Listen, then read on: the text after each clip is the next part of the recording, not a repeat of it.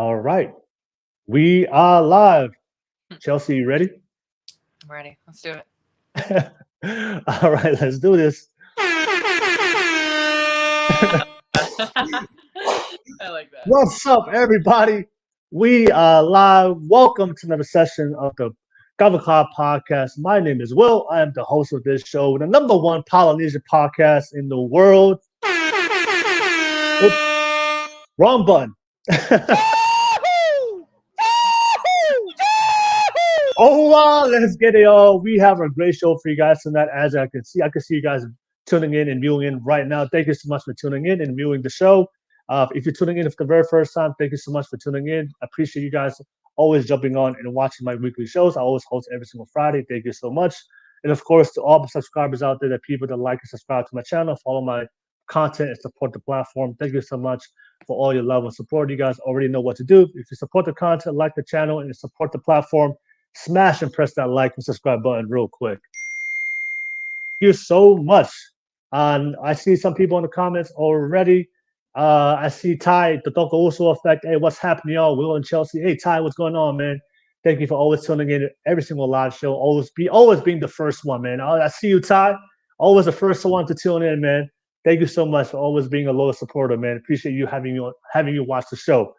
But don't forget, I do have a disclaimer real quick for everybody out there under the age of 18. A quick disclaimer out there. This content is not suitable for the children under the age of 18 without adult supervision. Please be advised. Please be advised. Just want to make sure we're going to have some adult conversations tonight. So if you're watching this right now, you're under the age of 18, I need you to go to sleep. It's time to go to sleep right now.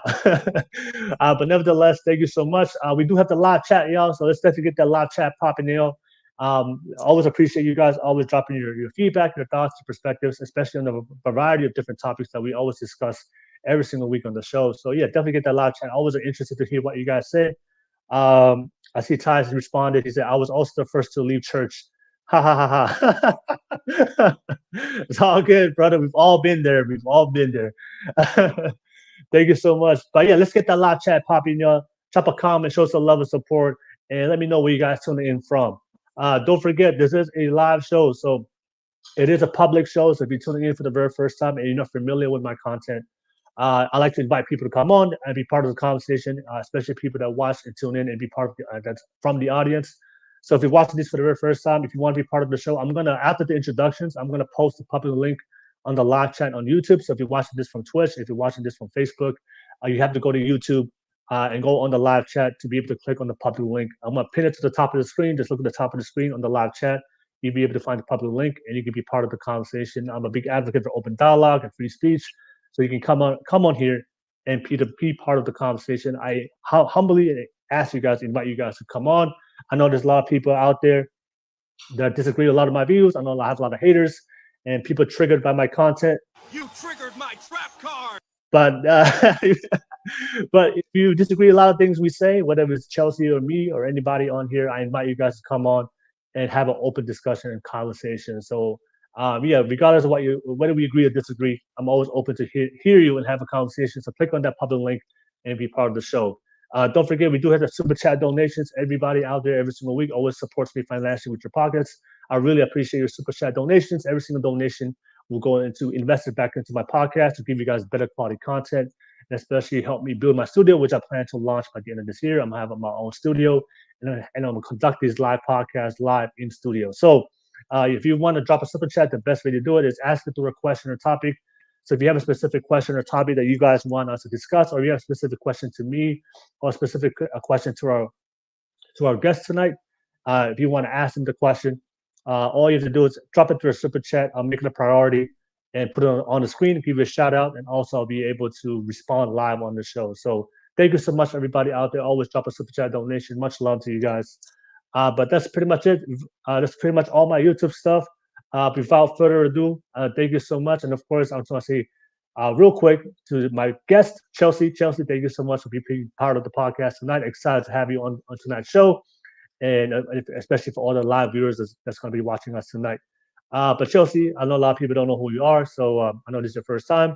So can you give a quick intro, everybody out there, your name, your age, what do you do? And of course, what's your relationship status for everybody out there? Go ahead, Chelsea, quick intro. Go ahead. Yeah, I'm Chelsea, and I am 24, and I am currently finishing my last class in college, and then I graduate, and then I'll probably work in social media, and then I am single. Yeah, and that's also my Instagram handle and TikTok handle right there. It's Chelsea_Taylor with 4 R's. All right, no worries. I really appreciate you being part of tonight's show. And of course, everybody out there, I'll definitely drop all her links on the bottom of the description of the video after tonight's show. So that way you can find her info and definitely support her in her platform as well. But let's get right into it. Obviously, you guys tune into the show every single weekend. I always host a dating relationship podcast, a more traditional one, spiritual traditional, religious one on Fridays, and of course, we do the modern perspective that we host on the weekends on Saturday. So, as you guys, I'm sure you guys have probably saw the title. We're gonna talk about relationships from dating from a more for women who are virgins and more from the abstinent perspective. So we'll dive right into it. So Chelsea, my first question I want to ask you, obviously, when I invited you to part of the podcast, you did mention, you were virgin, you were in abstinence. And my first question I want to ask you real quick is, why do you hold on to that? And obviously, we live in 2022 in America, where the modern dating sexual culture of casual dating, casual sex, which is the normal thing, right? That's the normal way of dating. People that watch my content know I'm more traditional. I'm a very traditional guy. I don't believe in casual dating. I don't believe in dating just for the sake of dating. I believe dating for a purpose. I believe dating for marriage. But obviously, that's abnormal today. Right? That's abnormal today. And if you, as a woman, want to save yourself and want to be absent, that's considered abnormal today if you're not having sex. So I'm very excited to hear your thoughts about that. For me personally, I believe, you know, there's a risk. There's too much risk into when it comes to women if they decide to go to casual dating without making sure that they have a right partner, a strong man that wants to be long term with them. I think there's a lot of risk to it. So that's if people that watch my content, I always tell women, women should be very selective. Should hold, if my perspective, should hold out. But if you have to do it, then at least make sure you find a good man before you just give it to anybody. But that's just me. But I respect a lot of women out there that's willing to wait because you want to find the right guy and you want to find a guy that's going to be there long term and build a family. Because I'm very big on family. So, but yeah, my question is, in living today's modern dating culture, when everything's it's all about casual sex, casual dating, you've decided to be, I'm going to hold on to my virginity. I'm going to be more abstinent. Uh, my question is why? Why did you make that decision for yourself? Yeah. So first, I'm just being Catholic Christian. It was kind of like my parents weren't like that. They were never pushed their beliefs on us. I'm one of four, and my parents had me and my older brother before they were married. So like the concept of waiting till marriage to have sex, that was never pushed. But I don't know why. When I was young, I think I was 10, I heard about it and been going to church every week and stuff. But I don't know where I heard it, but I was just like, one day I remember exactly where I was, and I was in the car and I was like, I'm going to do it. And then the older I got and the more destructive that I saw, a lot of my friends, like their lives just became very chaotic and destructive. I'm not just saying it because of that. I think it was the mindset behind a lot of things with dating too. But then the closer I got in my faith with God, I was just like, there's a reason, like this beautiful thing that he created should be cherished. And I think it's weird because in this culture, like people put sex on such a pedestal, right? They like crave it and want that. But then people will also tell me, why do you put sex on a pedestal that you can't have it? And I'm like, for me, I respect for what it was created for. And I believe it was created for marriage. And based off of my mentors and people who I have sought advice from, even like pastors, like all these people, I think being disciplined enough to wait will never hurt you, but giving it away will. Like there's a greater chance. So for me, it had to do with my faith first, and what I just believe that if the creator of the universe like created all of this and me, and then in the Bible it says to wait. Like, who am I to not try? If that makes sense. Yeah. Okay. All right. No worries. Yeah, that's a very. I mean, that's a very. I think for you, just listen to what you said. You just understand that dating is for marriage, right? It's for and having children is for marriage and being with starting a family. But what I want to ask you is like, is it? I mean, is it really hard to do that? A lot. I've talked to a lot of women. They had the same beliefs. They came probably from similar backgrounds, but of course they still fell short, right? So was it really like, can you talk about that? Like, I'm sure there's this, we're all human. We have temptation. We have our sexual urges. It's just normal. It's normal as we, especially in the adolescent stage, and maturing into adults. So how, like, for you, like how do you control yourself, especially in today? And of course, like, also talk about your friends. And I'm sure you're surrounding you, we see it all the time. Like, even though when you see it in modern society, that's happening all the time. You see it in movies, you see it on social media, you see it everywhere you go. And then of course, things we have our temptations as well. Like, how do you like recenter yourself and keep disciplined when those urges come up? I mean, I personally have only been in one relationship before, and he was also waiting till marriage, so that made it easier in the sense. We were both striving for the same thing, but you put yourself in a bad situation, and it's not easy. And I did that, and I'm very transparent. I did that plenty of times, and where, yeah, you just push it because I think for me, the best way that I found I would recenter myself in a way was kind of remembering that guilt I would feel for it, and not guilt in like, that's like the main thing I feel like I hear as a Christian. Like, guilt is, like a bad, that's why I'm not Christian. I don't want to feel guilt and all that.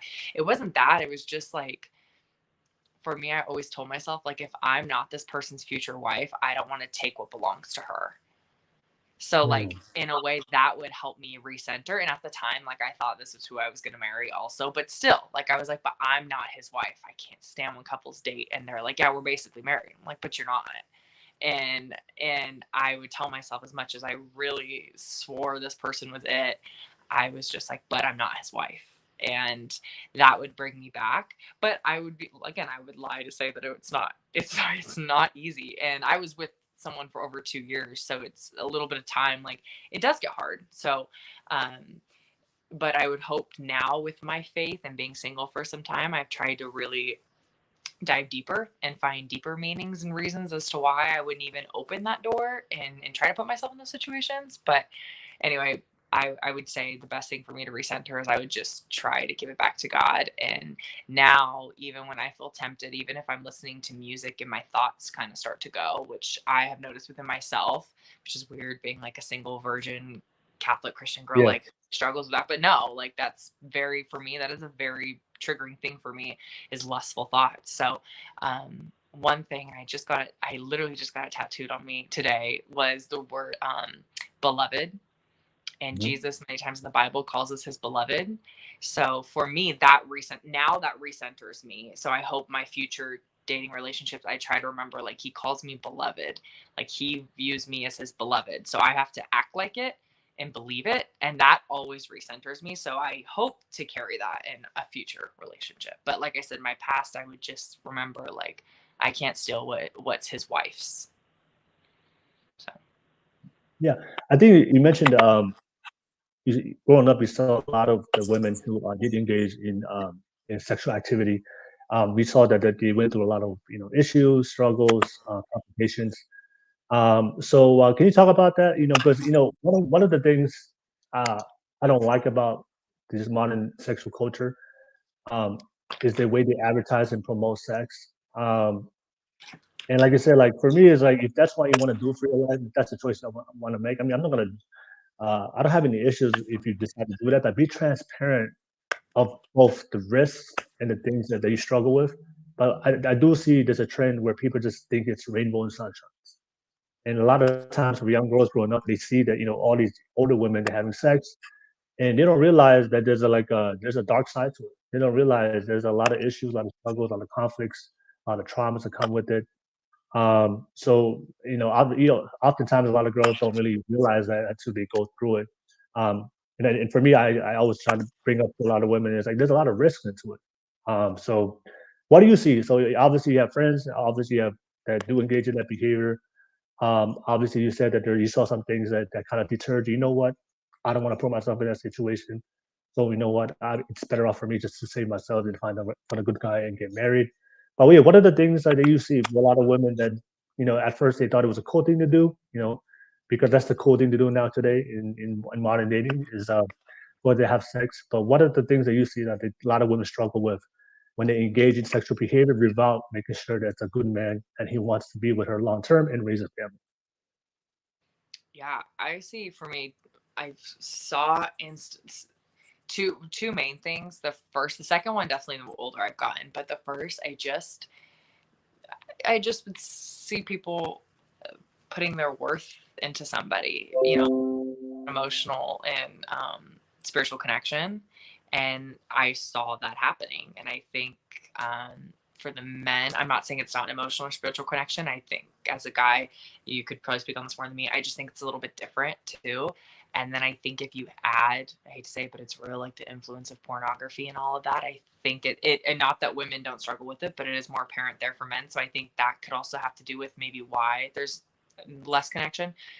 But I would see that first, and girls just getting so hung up over a guy, and I have my opinions as and what I would say to them. But yeah, like my biggest thing is don't do wife things for girlfriend costs. And that's a huge thing for me. And I also think how you act is who you attract. So if you act like a wife, you'll attract a husband. And that, but the second thing I've seen the older I've gotten is even for women, like sex doesn't mean anything. And I mean, it does. And I think it's so like everything is so changed and warped now because of society, because of social media, music, porn, like all of that, casual dating, casual sex, all of that. So I think because of that, like women have actually, I've just seen it not mean something, like it's just been about a feeling. But then I also know people, the same people who say that, but then I've guys and girls, and I can think of two like right off the top of my head where I'm like, but they also crave that connection with somebody. But then they also think friends with benefits is a better option. So I see it, and I've seen it in a lot of different ways. But like I said, those are the two main ones. Just in the older I've gotten, I've really noticed it more, that it's just become less of a connection for people, but yet they still crave a connection. Yeah. And no worries. Yeah. That's one thing I do notice. Because I always look at because I always look at my grandparents, my parents' time. Obviously there was a different generation, and you look at today's generation. I think one of the biggest differences is how we view relationships and the way we're brought up, of the type of values that we are brought up. And for me, when I remember, I'm very traditional. The way I was brought up by my parents, and especially my family, I was taught to be, a man must take responsibility for his family. A man must take responsibility for his kids, be a great father, be a great leader, and that's what I was taught. You should don't go out there and be undisciplined and just go out and have random sex. Find a good woman, raise a good family, and pick a strong family.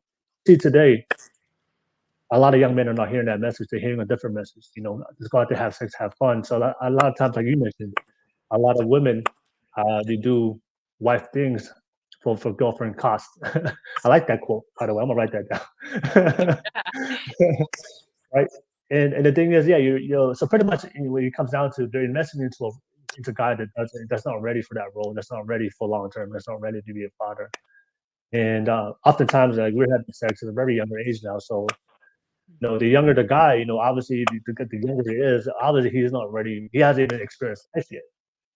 And then you're gonna invest into it emotionally, physically, and then potentially there may be a child that comes in it, and that's a whole different discussion and a whole different complexity of life if you do have a child with a man that's not ready for the responsibility. But yeah, that's the biggest issue with me is men are no longer taught to be strong men. Men are not longer taught to value family, to be great fathers, great leaders, and also the women as well, and of course be great husbands. And then for a lot of women out there, they go out there and they choose guys that are not ready for the responsibility, and then it kind of sucks, right? I think that anyway, it works both ways. You know, some guys too, they want to be a great husband, but they don't invest into a girl that's not ready to be a wife. And then so it works both ways. But I do see that struggle. So for you, you see it for the purpose of marriage, and then that's why you saw, and you just want to stay to that.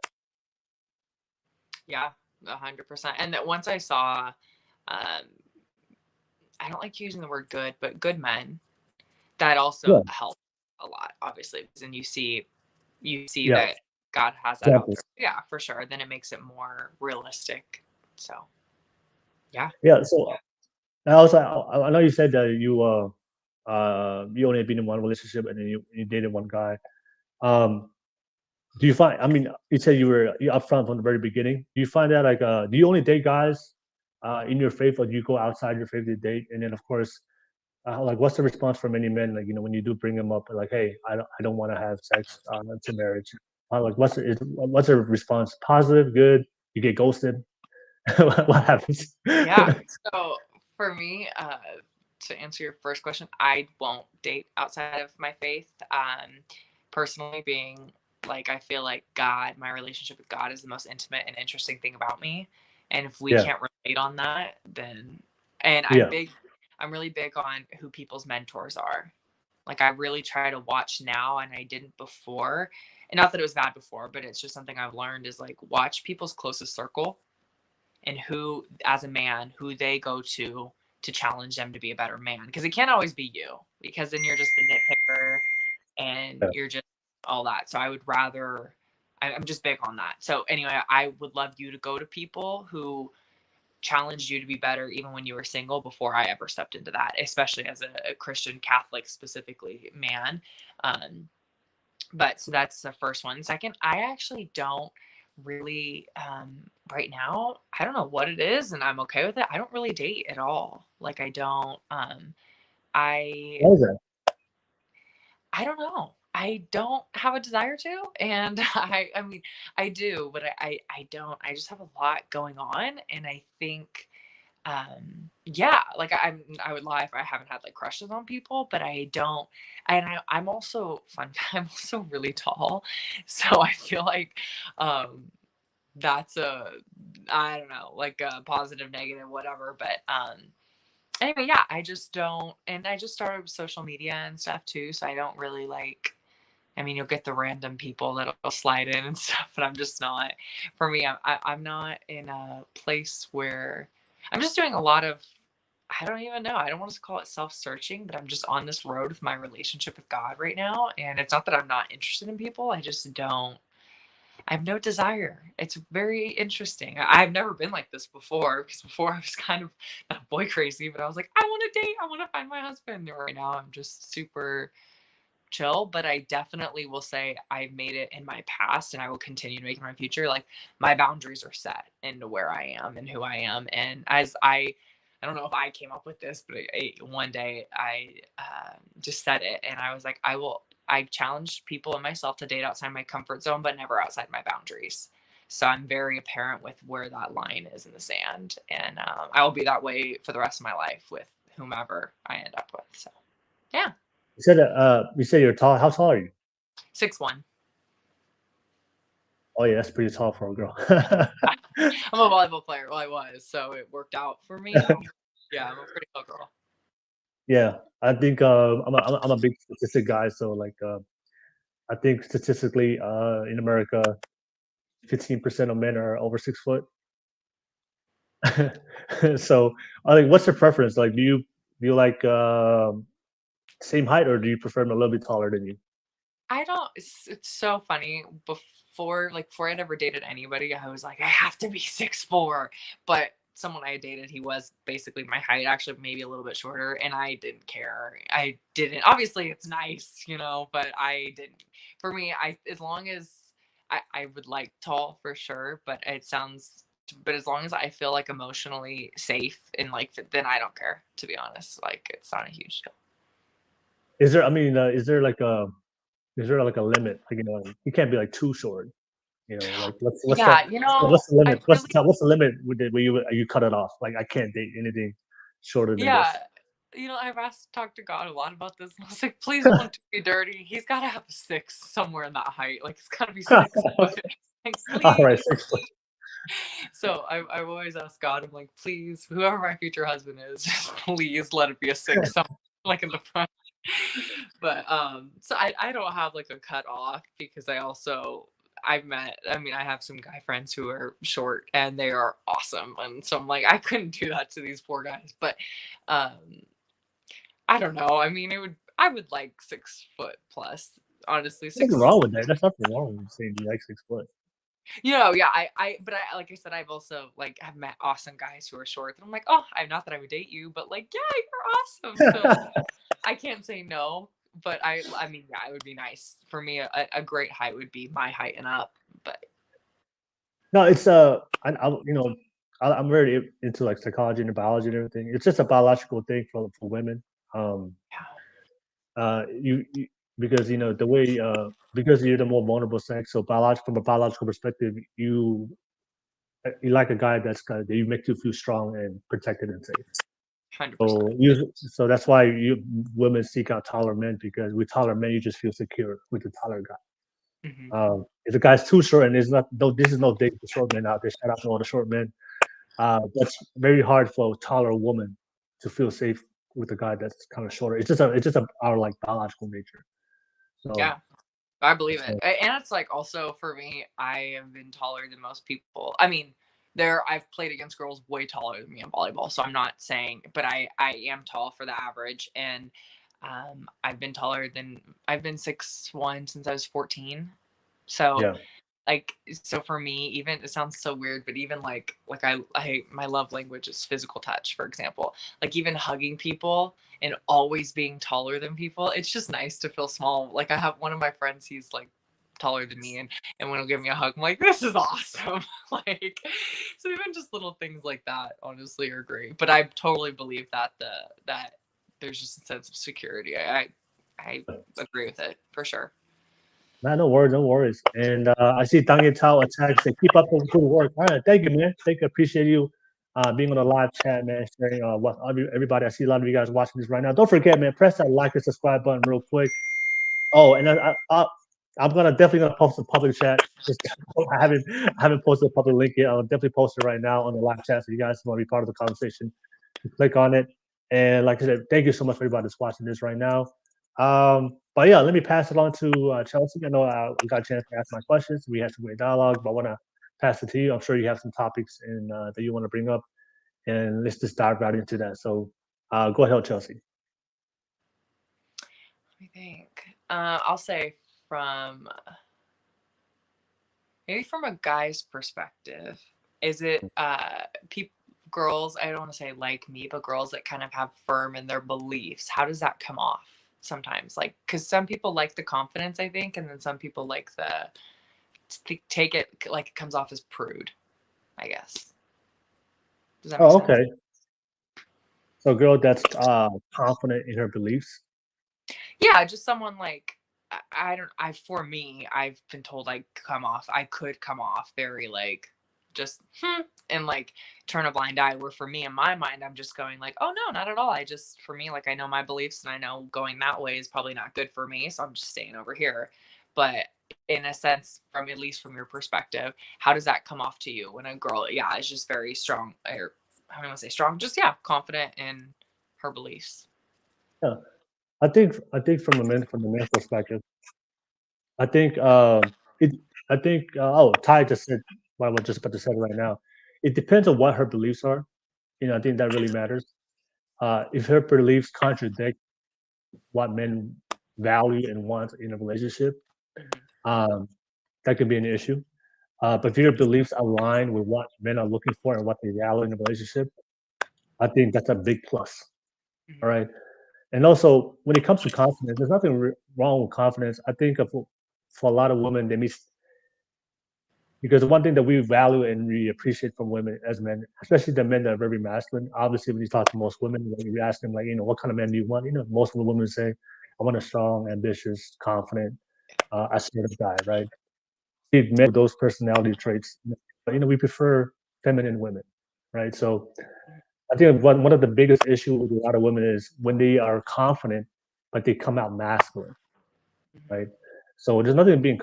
I love a confident woman, but as long as I can still feel her feminine energy, and I think a lot of times, I guess like the best way to pronounce, best way to say, don't act like a man, Yeah. right? So a lot of women, and I've seen it just on their temperament, their attitude. A lot of women think that being confident means I have to be loud, I have to be argumentative, I have to be combative, I have to be disagreeable, and that's not confidence. So confidence is just being your and like you said, and being confident in your beliefs and who you are as a person. But at the end of the day, when it comes to relationships, men are looking for women. They're not looking to date another man. So if your confidence comes out in a very masculine way or masculine energy, where the man feels like that he's with another man based on her attitude and her energy, then I think that's where like the confidence becomes out as, oh, he's stuck up or she's too prude. Um, like you mentioned before. But yeah, like this, as long as, like you said, as long as the confidence, uh, it depends on what your beliefs are and it aligns with what men are looking for in relationships. So one thing that I do know, and you shared it, for men, and this is a common thing, and I know for a lot of people they don't, it may be uncomfortable, but I keep it real on this podcast. I tell girls all the time, like, we don't want promiscuous women. Men, we want with a woman that she can reserve her sexuality and she has self-respect of how she carries herself with her sexuality, and right. And when I meet women who have that belief about themselves, they value protecting their sexuality and saving their sexuality. I think it's a big plus. I think it is a big plus. But I do see a trend on social media today, and I'm sure you've seen it. A lot of girls out there bragging about how many men they sleep with, how many one-night stands they have, how many bodies they have, and that's their belief. But beliefs and their confidence talk about those things. But those very things that they do are the things that men are most men are not looking for as far as committing to a wife. I think that's just from the men's perspective. But yeah, what do you think? Yeah, can you hear me? I'm sorry, the sound's like going in and out. I can hear you, but I do hear like a sound in the back. Too. What's that? Sorry. Can you hear me clearly? Yeah, I can hear you clearly. Clearly no. It's like dragging, and I don't know if it's me or. I do. Hello. Hello. Here, I do hear a dragging sound. I don't know where that sound is coming from. Do you want? What'd you say? Sorry. Do you want me to load it really quick on my phone? I can reload it really quick. Yeah, do it on your phone real quick if you don't mind. Yeah, do it on your phone real quick.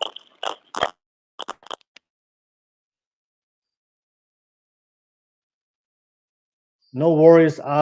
Yeah, let me post the public chat, the public link of the live chat. So when she's fixing her audio issues, it should come right back on her phone. But let me post the public link. Yeah, if you're watching this right now, want to be part of the conversation, man, hop on, y'all. I appreciate you guys always tuning in every single week. Let me post the public link right now in the live chat so you guys can be part of the conversation. All right, the public link. Give me 1 second, y'all. I appreciate you guys. Let me post it right here.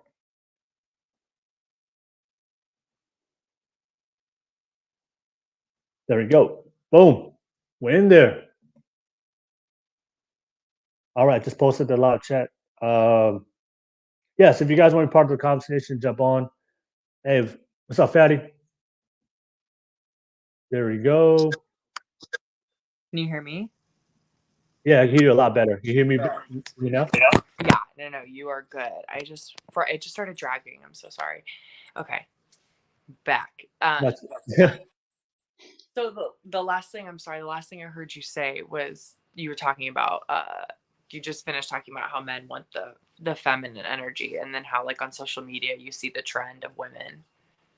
Yeah, it's like that's the thing. Like, as long as your beliefs align with what we look for in value in a relationship, and of course, like for masculine men, we're looking for feminine women.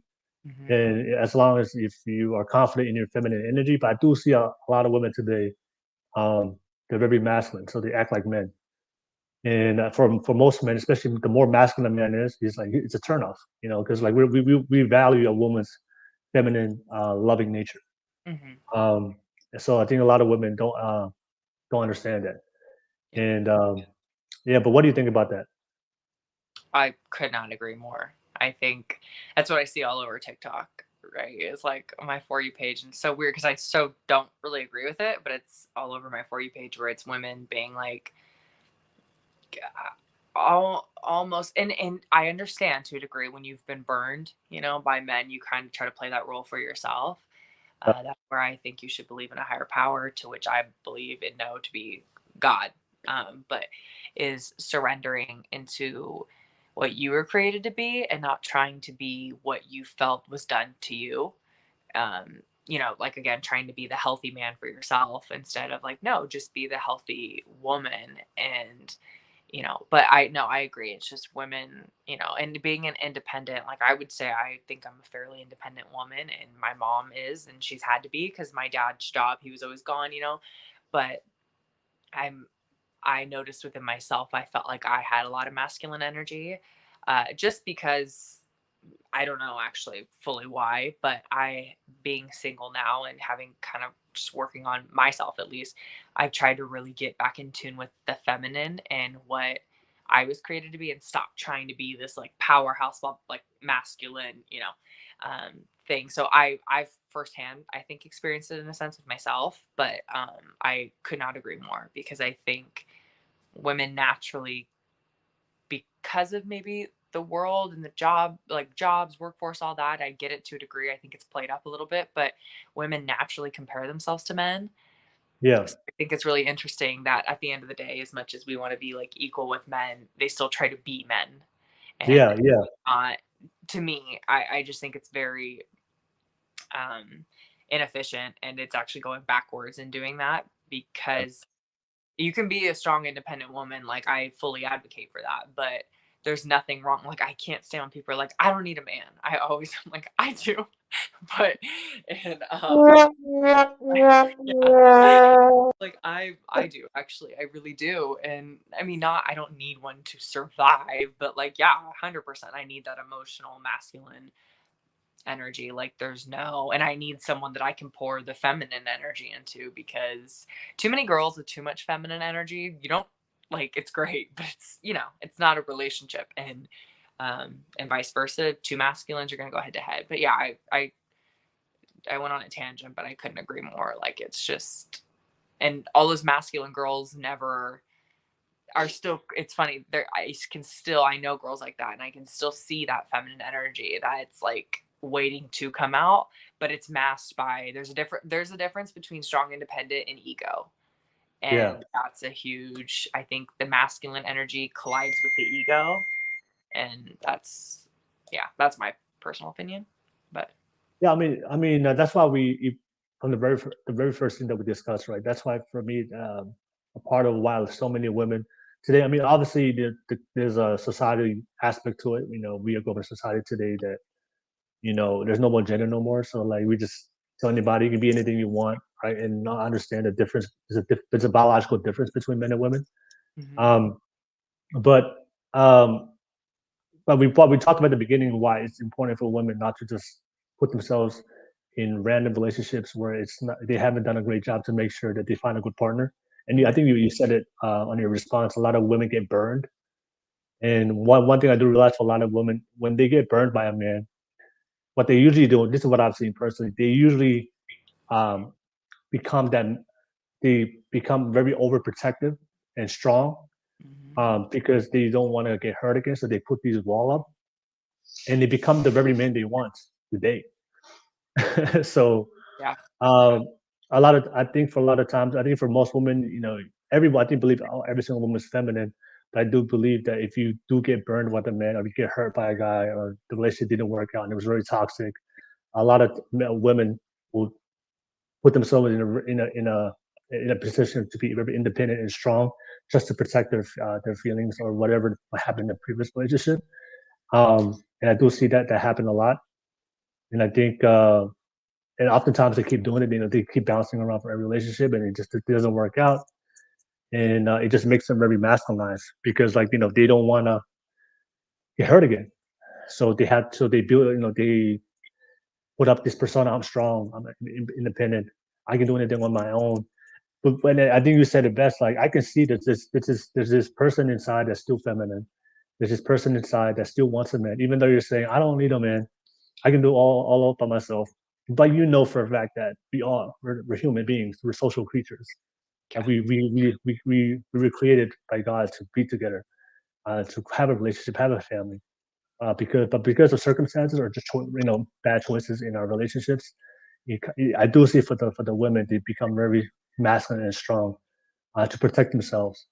But then that can come off very negative, especially when it comes to men, because like we want feminine women. And when you said that independent, there's nothing wrong being independent as a woman. It's just when you go into a relationship with a guy, and of course, if you talk to most women prefer the man to be the leader. Do you prefer the man to be the leader in the relationship? 100%. Yeah. Yeah. Okay. So what I do notice for a lot of women is like, I'm independent. Okay, that's fine. You can be independent because if you're single and you just you got to take care of yourself and be mature as an adult. Yeah, that's fine. But if you want a guy to be the leader and you go into a relationship with that guy, you have to, because you want him to be the leader, you have to allow him to lead. You can't be independent no more. And so it's no longer about independence, it's about interdependence. And I think one of the struggles for a lot of people who become single for a long time and they start losing their femininity, for a lot of women, because they've been single for a long time, they don't know how to be in to kind of compromise and be in a relationship. Because when you're in a relationship, it's no longer about like what I want, it's about what we want. Right? It's not about independence, it's about interdependence. Right now we're depending on each other. But if you're used to if you were used to being independent so much, and finally you go into a relationship where you have to share and depend on each other, that's going to be very hard if you live that lifestyle for a long time. That's why I do see a lot of women who are very independent, and I don't need a man, I can do everything on my own. But then when you go in a relationship with a partner, you have to share responsibilities and roles, and you have to compromise on certain things, and you have to work as a team. But if you can't trust that person to fulfill their role because of a past relationship that person didn't work out, and then now you project those insecurities on those fears on that person, and you don't allow that man to lead, to be the leader of the family. For a lot of the men are like, well, you want me to be the leader, but you don't allow me to be the leader because you still want to be independent. So that's what I mean. I'm just saying from like the men's perspective, Yeah. And that's why for a lot of guys, it's like when they date feminine women, the feminine women are more agreeable. They're more willing to depend. They're more willing to trust him, to submit to him, and be more submissive to him, and then he can just be his natural as a leader. But for a lot of men, is when they do date the very masculine, independent woman, she's not willing to allow him to be a man. And for a lot of guys, it's important for us to feel like a man, like our masculinity. And if we feel like that our masculinity is being undermined, and we don't feel that in our relationship that we're the man, then a lot of times it's like what's the word? Is it emasculation? Emasculated? Emasculated, yeah. So a lot of guys like, well, they feel emasculated. So I think that's the word. So I think that's the thing. Like, there's nothing wrong being independent, but just when you go in a relationship, and and that's like I said, it depends on what you want as a woman. If you prefer the guy to lead, if you prefer him to be the leader of the family, you have to let him to lead. But you can't be with that type of guy and be like, you know what, I do everything on my own. I want to be in a relationship with you, but I don't need you. Yeah. So yeah. No, I agree. I think it's interesting because when you were saying that, what I was thinking even more was how you said you take it from your old relationship and your new one. It's interesting though how much it doesn't have to go old to new. It could be in your current relationship, and I think my biggest, I mean, this is no disrespect. This to me sums up men and women perfectly. I really believe men are stupid and women are crazy.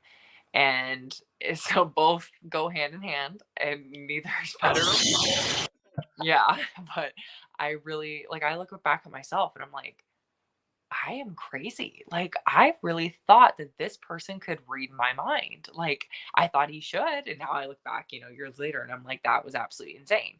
But then I think boys are stupid sometimes. So I think there's stages to it because, like you said, you want someone that's a leader. As a woman, I do personally, Yeah, but I also need to find someone who I feel safe enough to submit. And that's a word that could cause a of lot of course. controversy. But Yeah, yeah, so I think, in my personal belief, is submitting to you, or in a relationship, if I'm in a relationship with someone, submitting to you is an honor. That I should feel honored to submit to you and let you lead me. However, flip that, you should feel honored that that you can lead me. Not you should, but that I think that's an attitude of gratitude kind of thing. Like, I'm really grateful you're giving me this chance to submit because I do trust you. But I think a lot of times, going back to women being burned and everything, I think the standards are so, I don't want to say low because I don't want to make men or women seem like a checklist, but the red flags are there from the jump, right? We're just yeah. blind by them. So then when you get hurt in the same way that they probably would have showed you, they would have hurt you. And in this case, if we're talking about men in particular, women get burned, but then I could go back. Like, for me, I have friends, and I wouldn't say I got burned, but I look back at things that I just turned a blind eye to that ended up being, something that later on I was like, that was there 2 years ago. Like, why does that bother me now? Like, that doesn't make sense. But I think I think standards is huge. But once you find somebody, I think with those standards as women, I think again, submission is, um, and I like I said, I know it's a very controversial word, but I mean it in the wholesome truth of what it was meant to be. Women were created as a helpmate, but there's a beauty in that alone. But I think it's, once you find somebody that, again, lives those standards or reaches your standards and stuff, I think submitting is a great thing. But I also think it's learning, back to women being crazy, once you find it's just the communication. It's learning, like, how to just genuinely be vulnerable and not be like, no, I can do it myself. That's a very typical thing. Like, for me, I would be like that. Like, no, it's fine. I don't need your help. Versus being vulnerable enough to be like, I do. Actually, I really do want you to lead. And that, I think for women in particular, for many different reasons, a lot of it could be being from single mothers, or my brother's a single father. Like, um, you don't get to see that balance, that back and forth. And like, for me, my parents, like my parents are divorced, but like, my dad was a gentleman, but like, he was gone all the time. So my mom is a feminine woman, but had the masculine energy, where my dad is, the protector and all of that, and the leader to a sense, but more feminine energy too. So some people don't have that balance to look at. So I think there's a lot of reasons, but first, like I said, I think you have to go through phases with relationships to then feel safe, to submit and to let a man lead. But I also, again, back to girls being crazy too. Like, we'll turn a blind eye to so many things because we want it to be it. We want this to be the relationship, and then you do get burned. And then you don't want to be vulnerable to anybody else anymore because you were in this situation. But again, I could counter argue it being like, well, you probably shouldn't have been because this guy wasn't it. But I know I kind of went Oh, all over it, but no, I think that's what do you call it? What you say? You said yeah. I think that's one of the things I do see. I think I think I think biologically for women, especially your femininity, it's your natural biology for you to submit to a guy if you feel protected and safe and he can give you security. It's just how you were created. So that I don't like. I know that's usually a trigger word, especially today. A lot of feminists don't like that word when a woman say, "Oh, submit to a guy." But like I said, I mean, it's just common sense for me. It's logic. It's like, if you want a leader, then that somebody has to submit to the leader. You can't be two yeah, leaders. That's just the way. That's why we have the word the leader, and then somebody that supports him, that supports the leader. Um, but yeah, I think for a lot of women, I think the biggest problem just goes back to what we talked about in the beginning is For a lot of women, and I would say this for all the women out there, not every man deserves a submission. I need to say that to every woman, right? A good man, that's proved himself, a good man that has values, a good man that's shown that uh, he wants to invest into you. He wants to be a great father. He wants to be a great leader, such a great family. The men that want that responsibility and that want to take accountability for that role and for you, those men, you have to earn it. Like just like respect, your submission as a woman has to be earned. But what we talked about before, in today's dating culture, where people are just having sex randomly, so we're not really building anything, any foundation on the relationships that we just get in. We just fall in. We just have casual dating and we have sex, and that's the problem. Is a lot of women will invest into a guy, submit to a guy, and then of course the guy turns out that he's the wrong guy. He didn't want anything long term. He just wanted to have fun, and then of course leave her or whatever the situation is. Then a lot of women get burned, and then they become masculinized, and then they put those walls up, and then, you know what? I'm never submitting again. But that's the problem they're gonna face because for men, especially men who want to be the leader, want to be a great father, the very masculine men, we appreciate the femininity and the submission of women. So if we meet a woman that doesn't want to submit, and it's like something that we value and appreciate, that's going to be hard. And for a lot of guys, they're like, you know what, it's good. If it's hard for me to get to you because you have this wall that you put up there, and I can't get close to you enough because you don't want to submit to it emotionally because something happened in the past. For a lot of guys, that can cause a lot of conflict in a relationship, especially if the guy is really like he wants to be that leader in that role and play that role. So, and of course, like you said, like a lot of girls don't know how to, because we start relationships now. Like I remember when I was when I was in middle school, like I was still playing I was still playing tag, in middle school. I see now today in 2022, like kids are dating in their in middle school. Kids are dating in elementary school. They're already dating, and of course, a lot of kids out there are having sexual activity at a very young age, and that's just the culture is where it's that shifted. So what happened is a lot of we're dating at a very young age, and we're very inexperienced, and we have no idea what we're doing, and we go into relationships that clearly we have we're very inexperienced, and then we're still too young. And a lot of times those relationships don't work out, and things happen, and then of course that cause a lot of issues with a lot of people. That's why I'm a big believer, and I know people don't like this because they maybe call me old school or very too traditional, but I'm a big believer that especially for women, that if you want to date a guy, I think it is important to bring him to meet the father,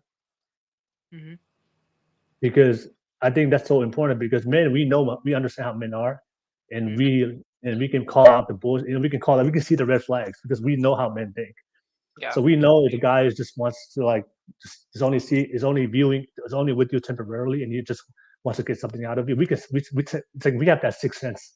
We can sense that as men. Like, hey, so that's why for me is like if I have kids, like I'm gonna tell my daughter, hey, like I'll let her. You can date whoever you want to date, but just bring him to me to meet me.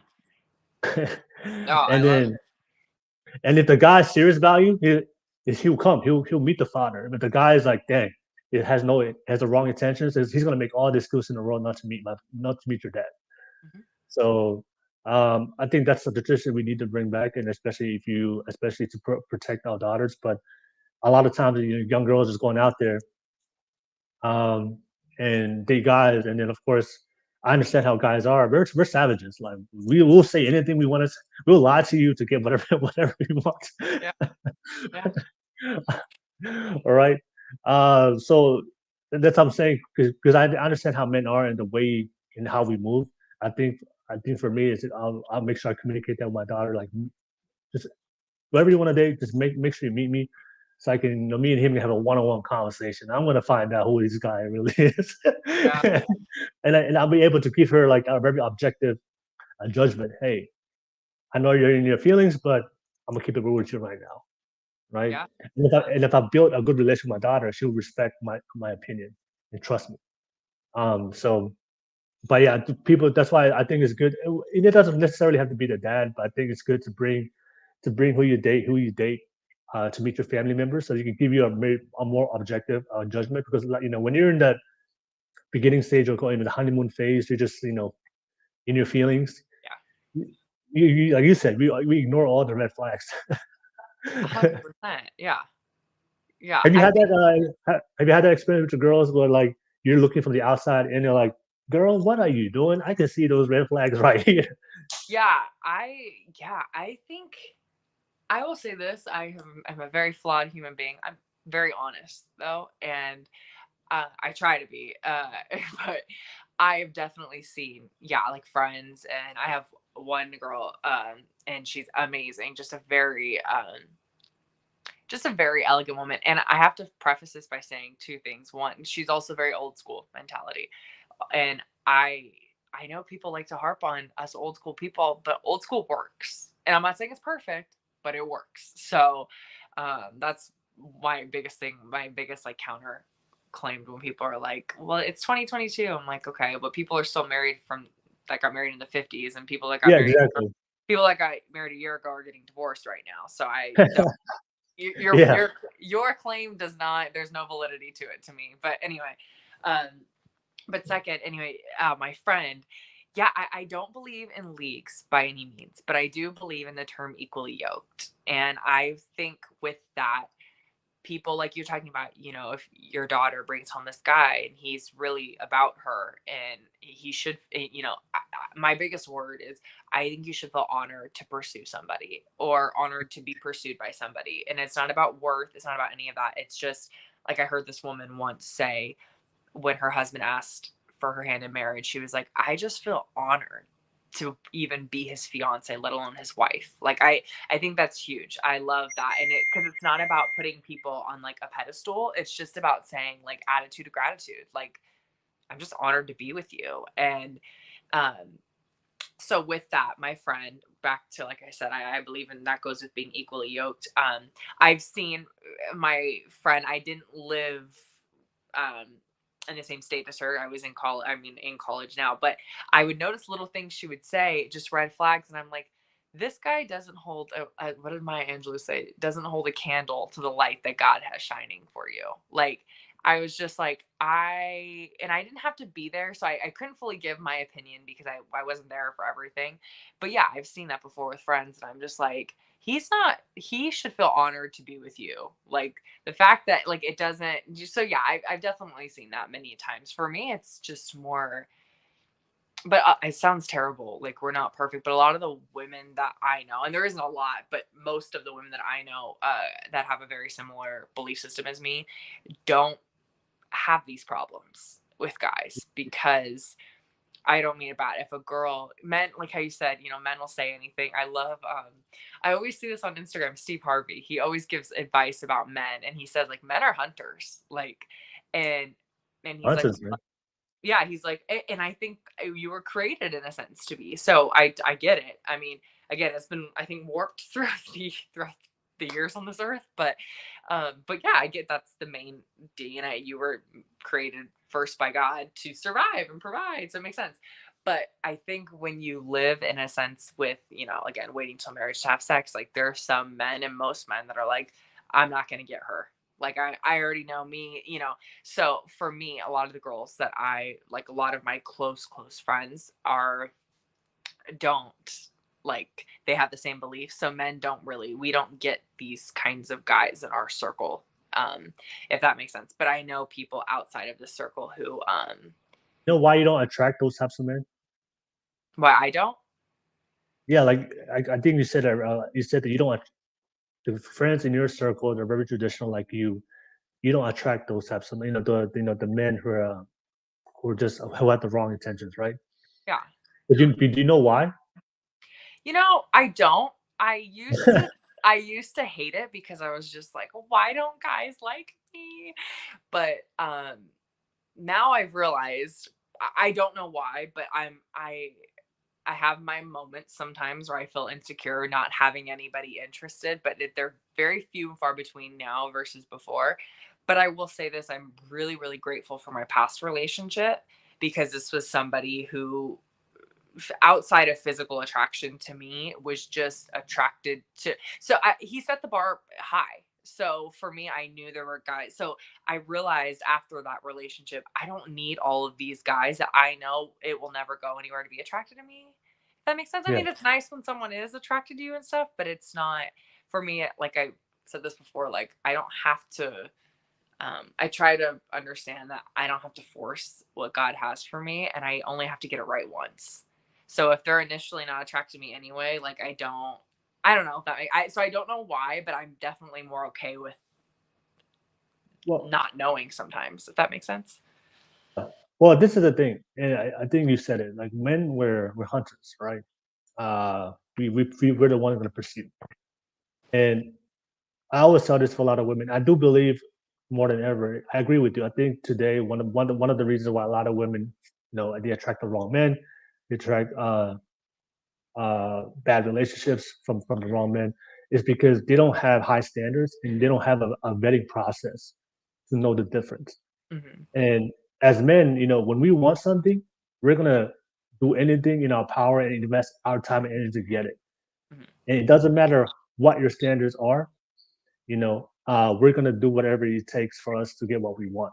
So that's why it's good for you to make sure that you have high standards, because what it does is it eliminates the men that don't want to invest into you. They just want sex, Mm-hmm. right? So obviously we live in a dating culture today where it's everything is about sex. Men just want to have casual sex. They want to use a lot of women or use it for what they want and leave. Mm-hmm. They want to get that as fast as possible. So if they see that they have to put in more work that they have to do compared to other women, they're not going to do it. Especially for you, you're waiting for marriage. So a lot of guys are like that don't have those intentions. They're like, I don't want to put myself in that situation. I'm gonna avoid that girl, Yeah. right? But see that girl over here, she's just gonna go with anybody. I'm gonna go with her. So that's why it's good for you, because the guys that have the wrong intentions for you, they're not gonna give you no attention. But it also works in your benefit as well, because you have such high standards. Any guy that ever comes in your life and is willing to put in the work and time and energy to meet all the standards that you have, and any man don't do it will never put that time and energy for something that he doesn't truly want. So he's doing that, and he's doing that consistently, and he's waiting. And of course, you said that I'm waiting to marriage. That's a good indicator for you. Like, oh, this guy is serious. Mm-hmm. Like, because like I said, we're not gonna just do it. We're not gonna invest into something that we don't really want. And if we know we can get something quickly, that's why a lot of guys will, like I said, we will say anything. So because we know if we say anything, we just tell her what she wants, then we know she's gonna give it up as fast as possible. Mm-hmm. But if you make it hard on them, and in your requirement is marriage, so the guys that don't want to get married, they don't want to get married to you. They're like, because they know like words don't mean nothing to you, because their standard is marriage, and you can't use words to overcome that standard. The only way to overcome that standard is by physically marrying you. So they know that lies, manipulation, words that has no effect on you. So they know, damn, she's really looking for a guy that steps up and prove himself. Like, nah, that's not me. I can't do that. It's not gonna work on her. So I'm gonna go to this girl and tell her what she wants, and I'm gonna get better access. So that's why, like I said, that's why it's good for me personally. I think more women should do that, and it's good because it gives her a way to distinguish the guys that they don't have the right intentions for it, and the guys that have the right intentions for it. So the guy, if you tell him, hey, I don't have sex in marriage, and the guy's like, and he leaves, or he goes, and he just disappears, then he already knew his intentions, right? For sure. He wanted the sex, and Yeah. he was not willing. He's not willing to wait that long. He's like, no. Then that shows that that's why he really wanted it anyway. Like if you meet a guy that's like, he's a good guy, got a good life, got a good career, good values, and of course he believes in God just as much as you, and he's willing to go through that process with you, then that shows he really wants it, and he really wants it, and then he's really willing to do whatever it takes to be with you. And I think that's a good indicator for women. But unfortunately, a lot of women don't have your. That's why I said your friends who have those values. That's why you don't attract those types of men. That's why it's simple. But then that's why a lot of women today, like they don't have that vetting process. They don't vet. They don't have high. And I know it's sad to say, but it's real. Like the standards for men and women today is so low. It's so low. Don't even get me started. Oh my gosh. I was I was I was watching before I was watching this podcast before I forgot what it was, and they were interviewing girls. I think I think it was in Russia. I think it was in Russia or it was some Eastern European country, right? And they're asking the girls what kind of men do they want, right? And all the girls were saying, "I want guys." This literally this is their responses. I want a guy that has good job, good father, can want to raise children, strong family, ambitious. So like all the value, all the values and traits they were mentioning were traits of men that they're seeking marriage. Like they wanted to marry. Like Yeah. this is girls, like young girls, 18, 19, 20. And this is Eastern Europe, right? And then they did and I saw another interview, and they asked girls in here in America, and they asked them, what do you look for? What do you look for in a guy? And they're like, he just has to be funny, cute, make me laugh, has some good fashion, has some nice shoes. So it's like, in my head it's like, in America that's all it takes for me to be with a woman is as long as I have some nice shoes, I have access. As long as I can be funny, I have access. As long as I could say some nice, some smooth words to make you feel good, I have access. So the access is so easy for a lot of guys. So that's why for a lot of guys, it's so easy for them, especially the guys that have no intentions and don't want to be fathers, don't want to be leaders, don't want to have family. It's so easy for them because the standards of what women look for in America is so low. But then you look at other European countries, their standards are very high. Like they want marriage. Those Yeah. girls, like when they ask them in European countries, like, what do you want? I want marriage, ring. I want Yeah. I want to have kids. Yeah. No, it's really funny you say that. So my roommates, all of my roommates were born in a different country. Yeah, So I have one from South Africa, one from Brazil, and two from Russia.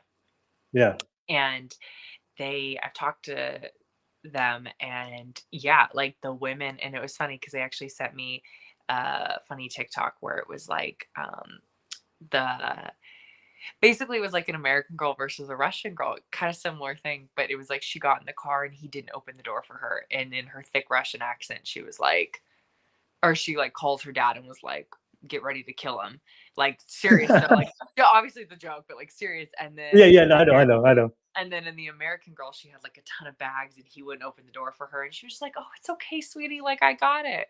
Yeah, And yeah. it's, and my Russian roommate, he sent it to me. And I was like, no, but it's like true.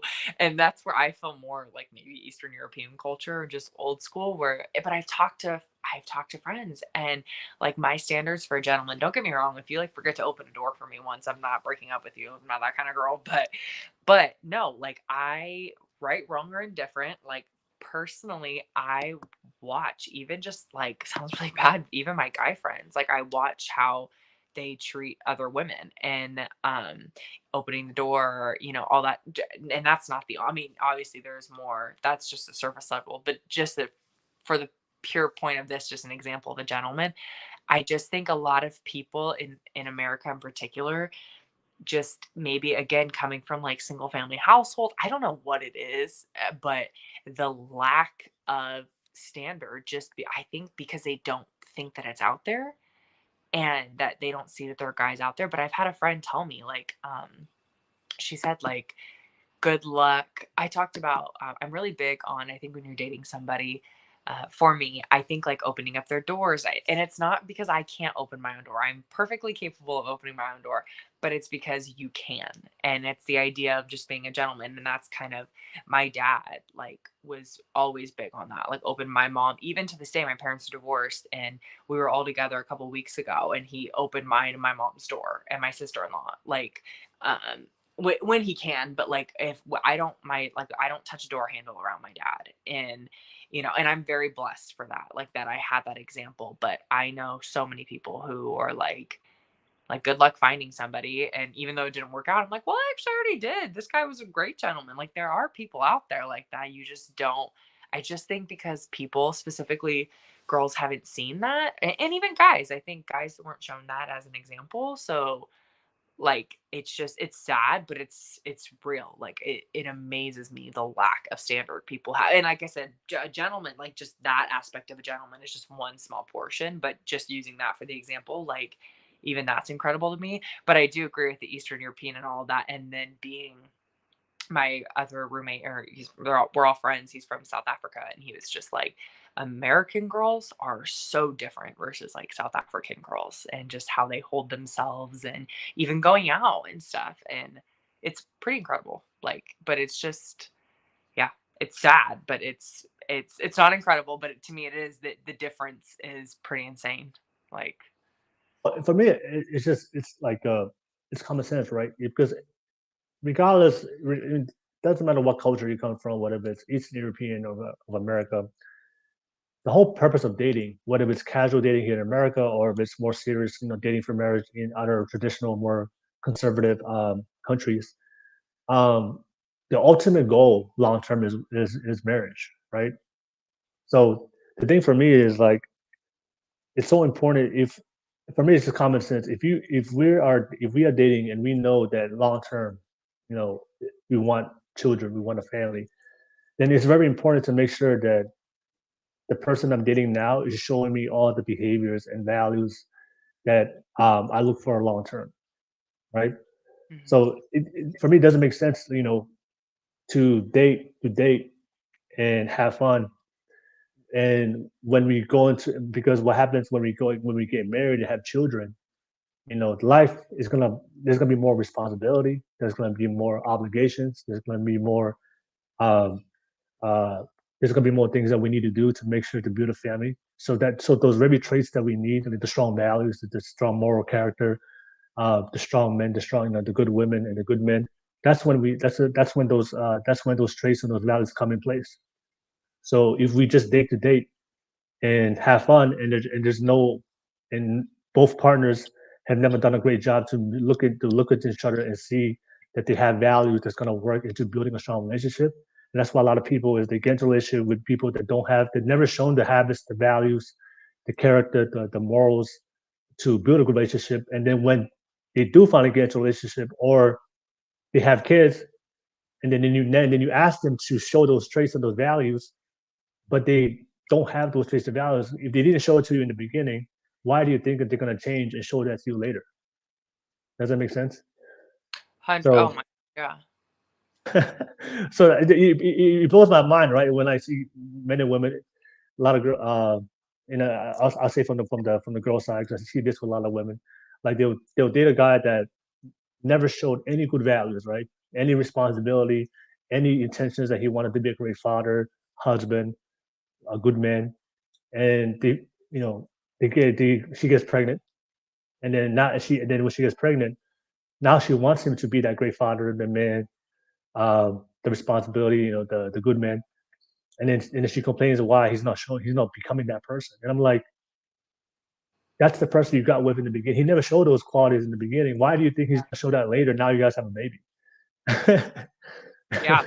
It's this very crazy thing we do, whereas you hope something will be good enough for somebody to change. And that's a huge thing I have learned, is like, not find, but in a sense, like, we're always two things. I mean, we should always be growing, right? And like develop, but realistically speaking, like, that's why I said how somebody lives their single life can be huge, Yeah, huge. Like, for me, I find that I am, if I look at how you live as a single man and I don't think that's attractive, I won't. I already can see in a relationship, which, like, we do change a little bit, but anyway.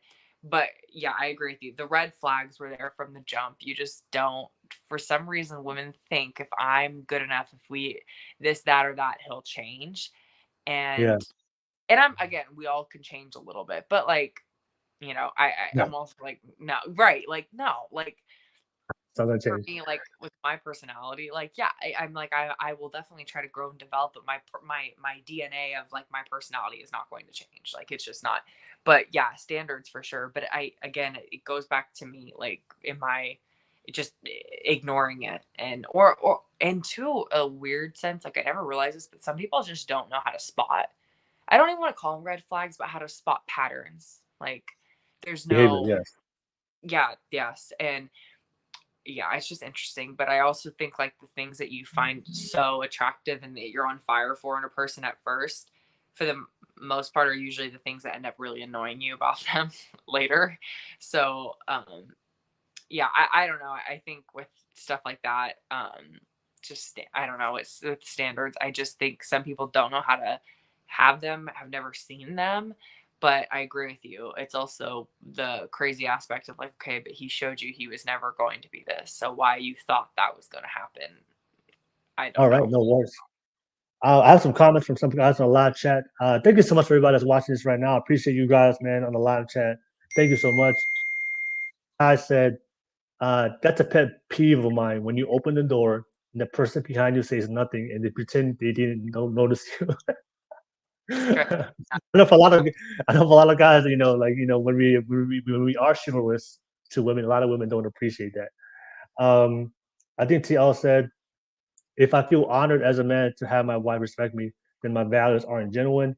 Thank you so much. I guess Ty asked this question to you, Chelsea. He was asking one of the guests, what is your definition of honorable man in today's world?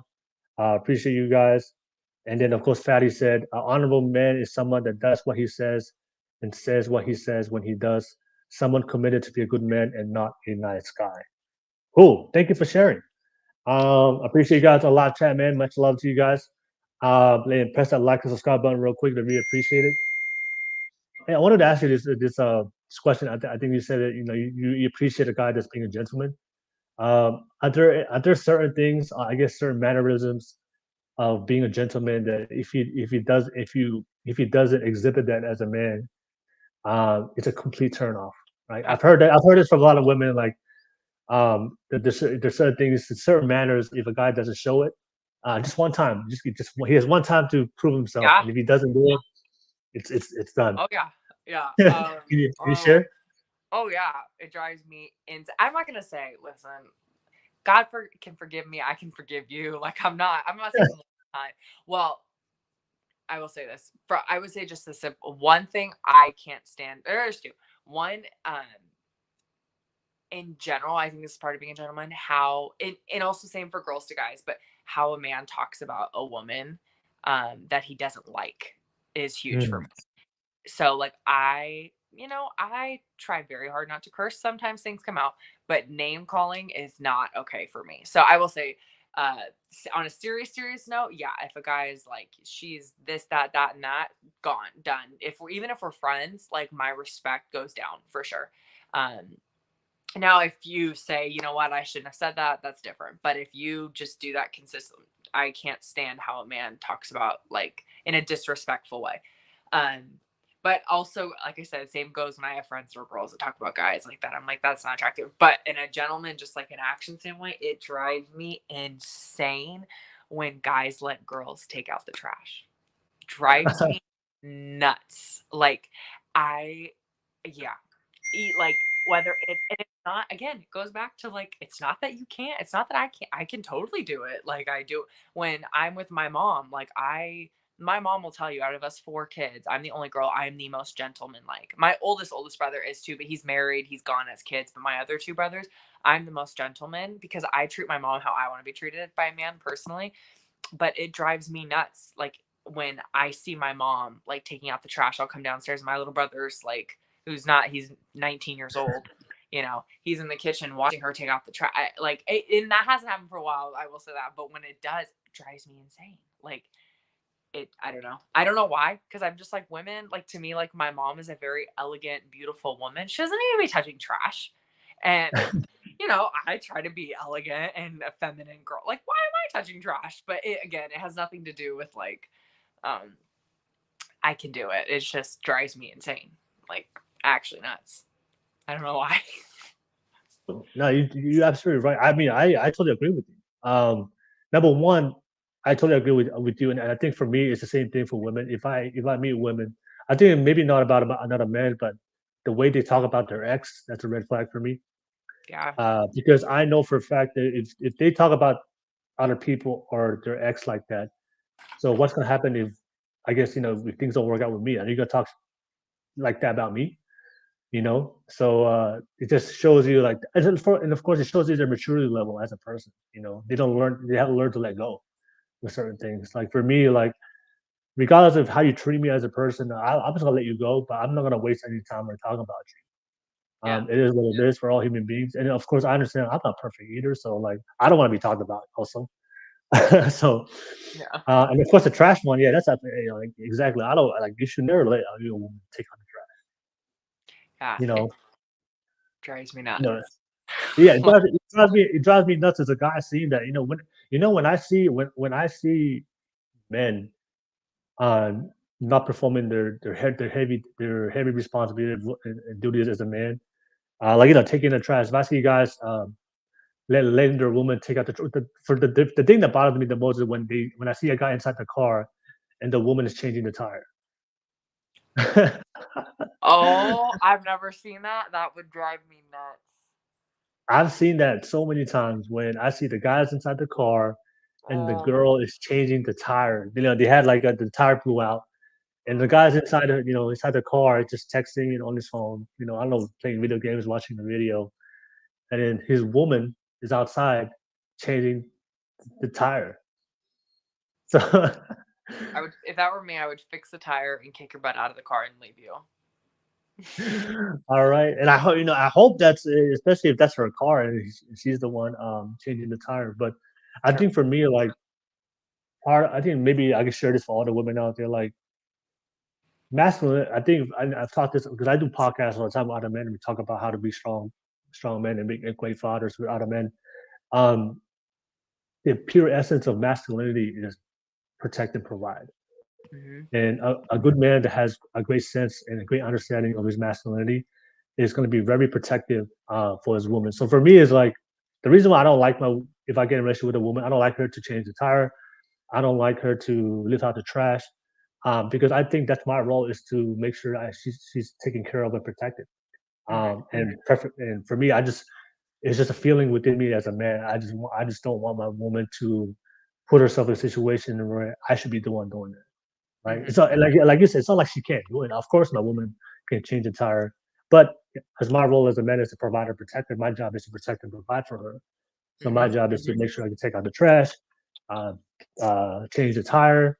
I don't ever want to put my woman in a position where her protection her is in jeopardy. So I want to protect her as much as I can. So that's why it just makes sense for me. And men who are very in tune with that, you don't even have to teach that. It's common sense, Natural. Yeah. Yeah. I right? agree. I agree. And then if guys are not showing that, it kind of lets you know as a woman like the type of men that the type of men that they've seen in their life. Because obviously, if they're not doing it, then that's probably the type of men they grew up around and they learn Yeah. that. So that's a good indicator for you to kind of see like where he's at as a man. So yeah, but that's interesting. The trash. So if the guy doesn't take out the trash, it's done. It's It's done for even though, you. yeah, it's okay. I don't want to say it's done. If again, That's not, if it happens once, like okay, but for me, I'm huge on. I don't even have to date you. Even just my guy friends, like something about watching that happen, like just the not the respect, but kind of my how I view you as a gentleman drops for sure. Like it doesn't even just have to, but dating for sure.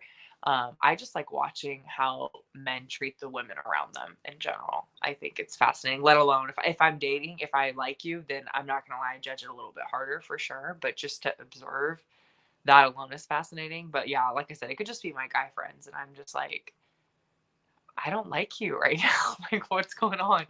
But, or because I have one friend and he's great, but he'll be like, why don't you ask me to do this? And in my head, I'm like, common sense to me. And yeah. things like for me as a woman, I feel I should do that. I don't think whatever my guy friend should have to do. But to me, I'm like, I don't, if I have to ask, I'm already like, nah, it's okay. I'm just going to do it. But which maybe that's me being crazy. But, and it probably is a little bit, but again, I'm very blessed. I've just been around some men where it's like you didn't have to ask, they just did it, and that was that. So again, the bar was definitely set high, um, and to a degree in my life too. So, but yeah, so yeah. Anyway, yes, with dating for sure, but even just like guys I'm friends with, I definitely still watch. Oh yeah. And so Did you any? I have some more questions I want to ask, but I did want to give you. I know you brought up the first topic before in the past. You wanted to talk about the confidence thing, how men perceive that. Mhm. Did you have any other topics come in mind you want to bring up? None that I can think of right now. So I'm ready. Yeah, I'm ready for any more questions you got. Yeah. So I want to ask you. How do you vet men? Like, how do you vet men? Obviously, you have your standards, and I think that I always like to hear this from. Obviously, it's interesting to hear your perspective because you're more traditional. Obviously, your standards are a lot higher. I think it's much needed for a lot of women that do watch the podcast. Because I do a modern dating show on tomorrow and Saturday where I talk to women that are not as traditional, more modernized, and then of course their standards usually tend to be very low.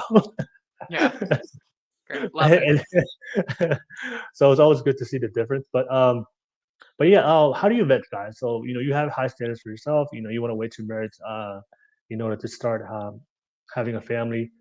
So like, how do you distinguish the guys that that's not good for you for what you want and for the type of relationship that you want long term?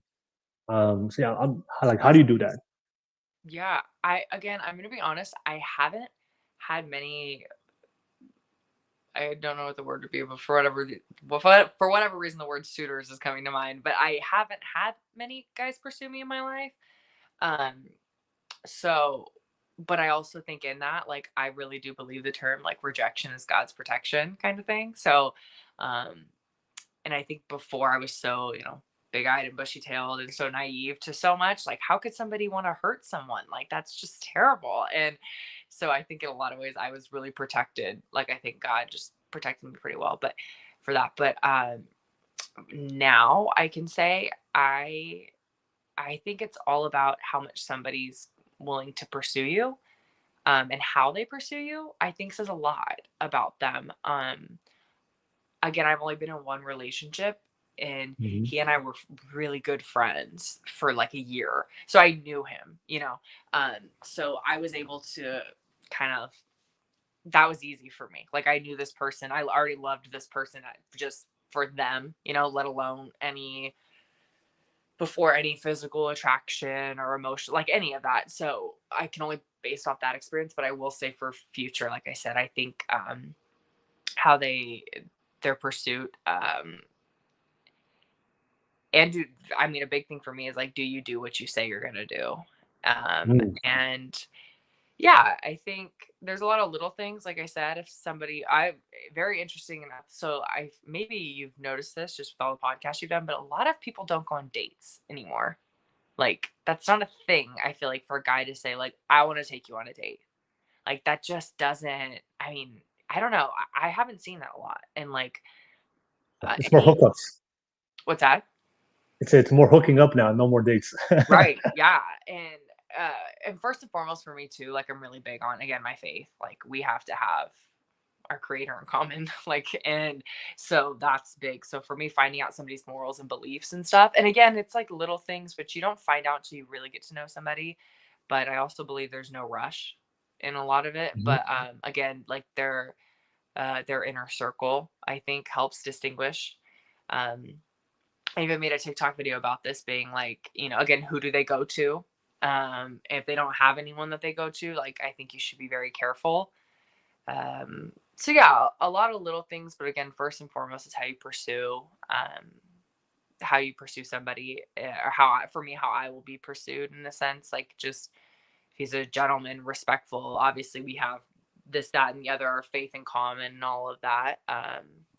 But I don't have an exact thing I stick to. But like I said, I also really do believe in discernment and prayer, and I really believe if you are open, like for me, I always ask God to show me what I can't see. Basically, the conversations I don't hear in all of that. So in a lot of ways, even in friendships and in my life, he's definitely revealed those things for me. So yeah, I think prayer, discernment, and that's a big one too for me. So I would say that, and then pursuit. But yeah. Yeah, I want to ask you. I know you're Catholic. Like, It's funny. I did a Catholic podcast a couple weeks ago. It was all Catholic women. Oh, it cool. it was interesting. Um, but yeah, how are the Catholic men? I mean, obviously around that vicinity, that's social circle. So, do Yeah. Catholic men really live up to the standards of being a good Catholic?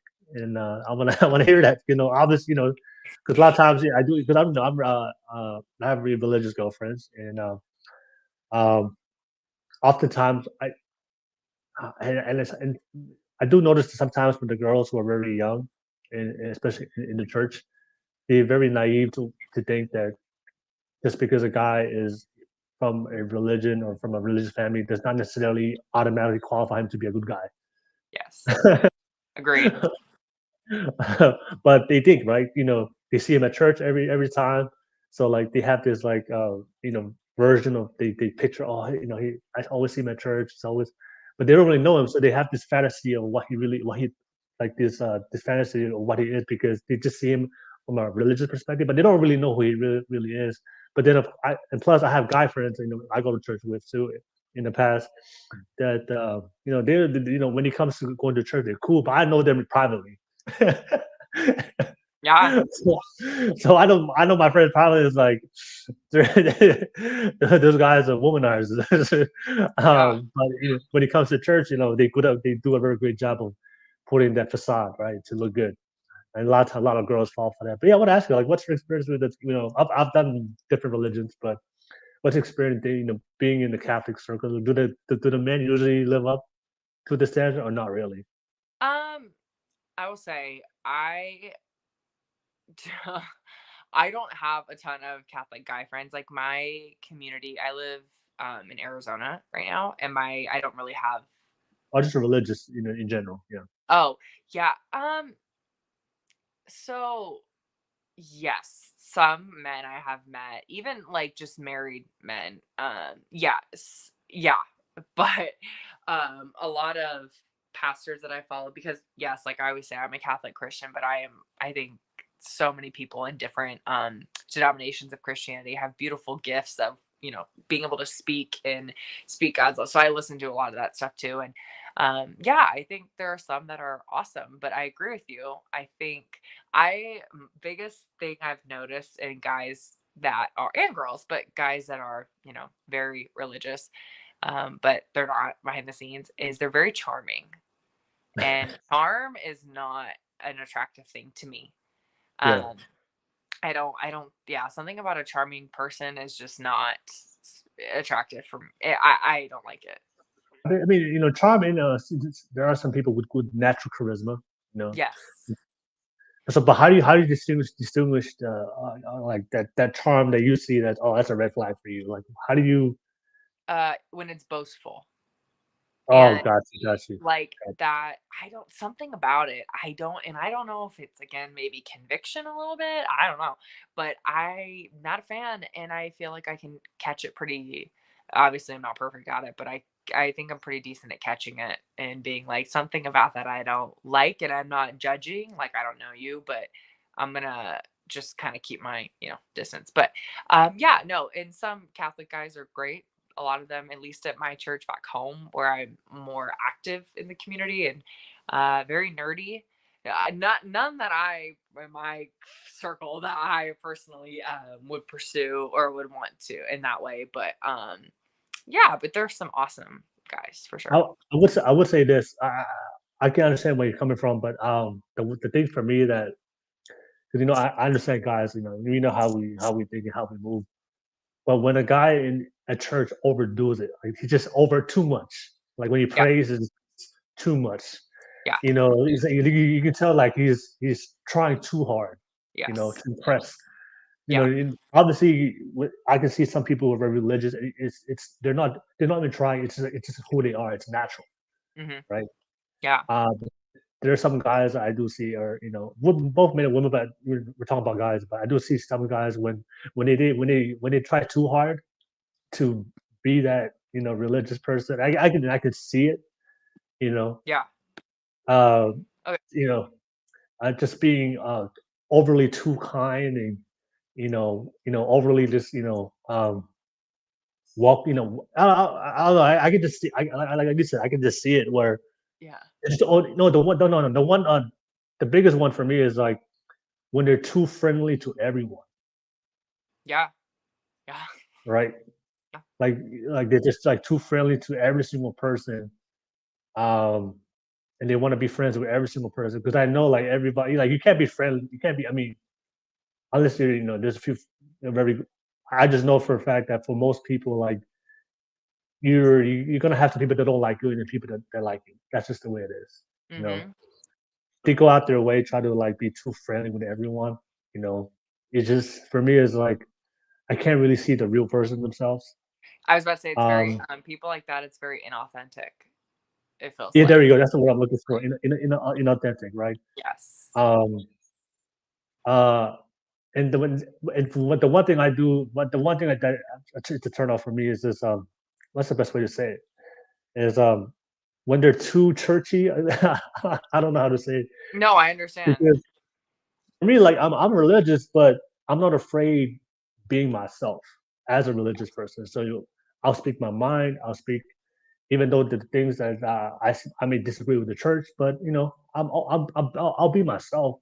Yeah. But there's sometimes I do meet people that are just so too churchy, where like it seems like they're too perfect, if that makes sense. Yeah. And and that for me is like, okay, can you just bring that down? I want to know you Yeah. as a person. Yeah. I know we're both religious. I know we believe in the same God and everything. But let's just take the religious part. I want to know you. Yeah. I want to I know you. like And when I don't, go oh, ahead, I'm sorry. go ahead. I was just gonna say there's like so like Mother Teresa, for example. She's like a cat in the Catholic Church. She's a saint. She was canonized as a saint, Mother Teresa now. And all these Jesus being one of them, very, very, very popular person in the church. And I think it's incredible to look at these people's lives and try to model their character traits, but don't change your like for me, like I think we're all called to be saints, and I of course I want to be holy and the best version of who I was created to be and fulfill my purpose. But with that, I'm trying to figure out how to be Saint Chelsea, not Mother Teresa, if that makes Yeah, sense. And I think people forget that it's like because they get caught up and this is firsthand from the Catholic herself. Like I left the Catholic Church for a couple of years, like a year and a half, maybe 2 years, um, to kind of just go see what other denominations are out there. And I think the biggest issue in these is people get so caught up in learning how to be religious. And you hear so much in other denominations, like it's not about religion, it's about a relationship. And I agree. I think too many choices is not a good thing, personally. Um, when it comes to making decisions, like I think it's good to keep you in line, not control, but just, be like, for me, at least like routine. I find so much freedom in my routine because it keeps me in line in a healthy way. So that's where I think religion can play a beautiful role and very helpful. But if I don't have a desire to deepen my relationship with Christ, religion is just I can walk straight through it like it's nothing. And not nothing, but my desire to stay in my routine, stay within my boundaries comes from my relationship. So I agree with you. A lot of these people that are super hardcore this, which I kind of I don't say hardcore, but I got into a very controlling place in my life where I wanted me and my previous relationship. I was like, we have to be like Catholic and all, and I think there's a vitality to it for sure. But like, I agree with you. I got to figure out who's Saint. Like, what does Saint Chelsea look like? In a sense, like, or what is that? Not, I can't be Mother Teresa. Like, yeah. there's no. Well, for me, yeah, it's just for me as I understand that. I mean, obviously there's people. This is more minority people in the church that they're just that's their whole purpose in life. They just love doing that, right? Um, Mhm. they're fully invested into the church. But I know for most of us, we're human beings. And we're not. We have our insecurities, we have our issues, we have our flaws. And the thing is, for me, is like if I can't see your flaws as an individual, and just see the authenticity of who you are as a person, all I see is like the church version of you all the time. I never get to see like the real you Mhm. at all. It's just the church version of yourself every single time. I think for me that could be a turn off for me because I know like when after church we all go back home and then we be ourselves. Yeah. And Yeah. so Yeah. So I like it more when I can just fight when we go to church and I can see people just comfortable being themselves and don't have to put up that persona all the time.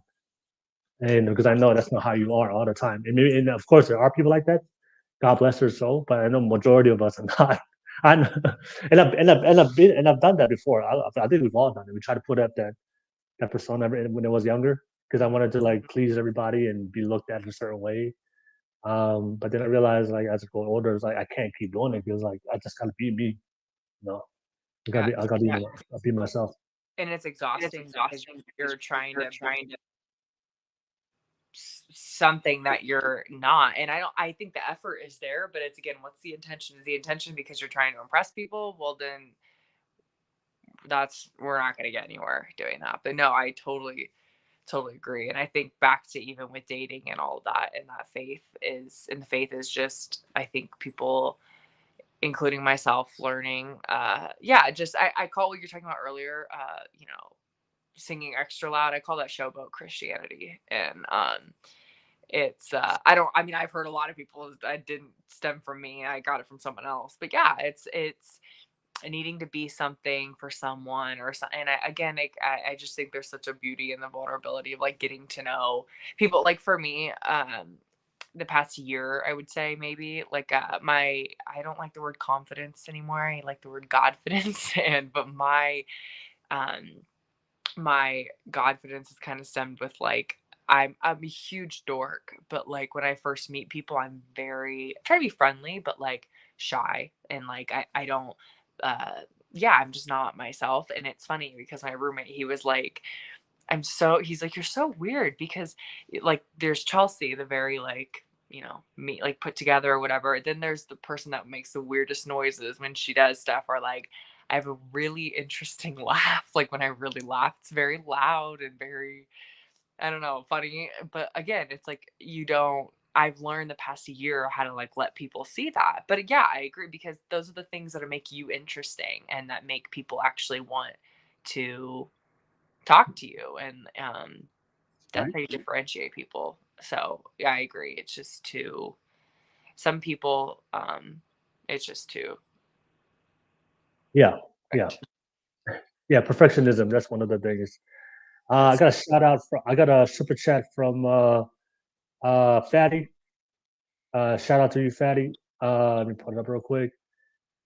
Thank you, Fatty, for the super chat donation. Fatty had a question for you, Chelsea. She said that, what do you think about feminism? Good or bad? Oh, jeez. Let's keep it real. What kind of Don't feminism? hold back now. Don't hold back now, Chelsea. No, I won't. But what kind of feminism are we talking about? Are we talking about now feminism? Because I think it's corrupt. Third wave feminism. Yeah. I think the feminism now is corrupt. I get the point of it, but I think the original, where it stems from, is understandable. But I think I'm not trying to be political, but I think the socialist side of it all, like I just think it's just not. It's Yeah. too. It amazes me how you fight for equality by comparing yourself to a man, and I think completely the opposite of what it was called. For me, I take feminism actually back to the Bible, where I think feminism is beautifully represented in the Bible. I mean, like, it's funny, being Catholic, people will tell it, Catholics praise Mary, which isn't true. I believe that we honor her because I believe she played a very significant role in the birth of Jesus. Like she's the only human in the Bible, if you look back, that an angel actually bows to. So it's interesting because it's like feminism is heavily represented in the Bible. And so I think I think men and women are overall equal, but I think our creations, we are not equal in certain ways. Like men are more masculine to protect, to provide. Women are nurturing, and not just as mothers, but nurturing, because men aren't naturally. So on average, so I think feminism is a very beautiful thing, but I think it's been very distorted now. And I don't think everybody now that believes in it distorts it, but I think majority, and what you see on the social media and all that, I think it's pretty distorted. You think feminism like helps women now today in relationships with men, or does it hurt them with their relationships and men with men? I think if we're talking again about like, yeah, Yeah, now, today's yeah, feminism. Yeah. I think it hurts, but I also think it hurts men too, because I think men, again, this is on average. I don't think every person believes in this, but the feminism that I have seen that's represented puts men down, and there are not great men in this world, and there are not great women in this world, but there are some awesome men in this world, and I think it causes this feminism again. Kind of goes back to like what we were talking about before. Like it causes women to be men in their minds, Yeah. and Yeah. I just think it doesn't. Again, it's just so I don't think it's very helpful. No, I think it's beautiful when men acknowledge that women are equal, but I've known many men that acknowledge that, and many. I mean, there's plenty that don't, but I don't know. I also see men that really believe in feminism, and to me, they're very feminine, and I don't find that attractive. So I don't know. Oh yeah.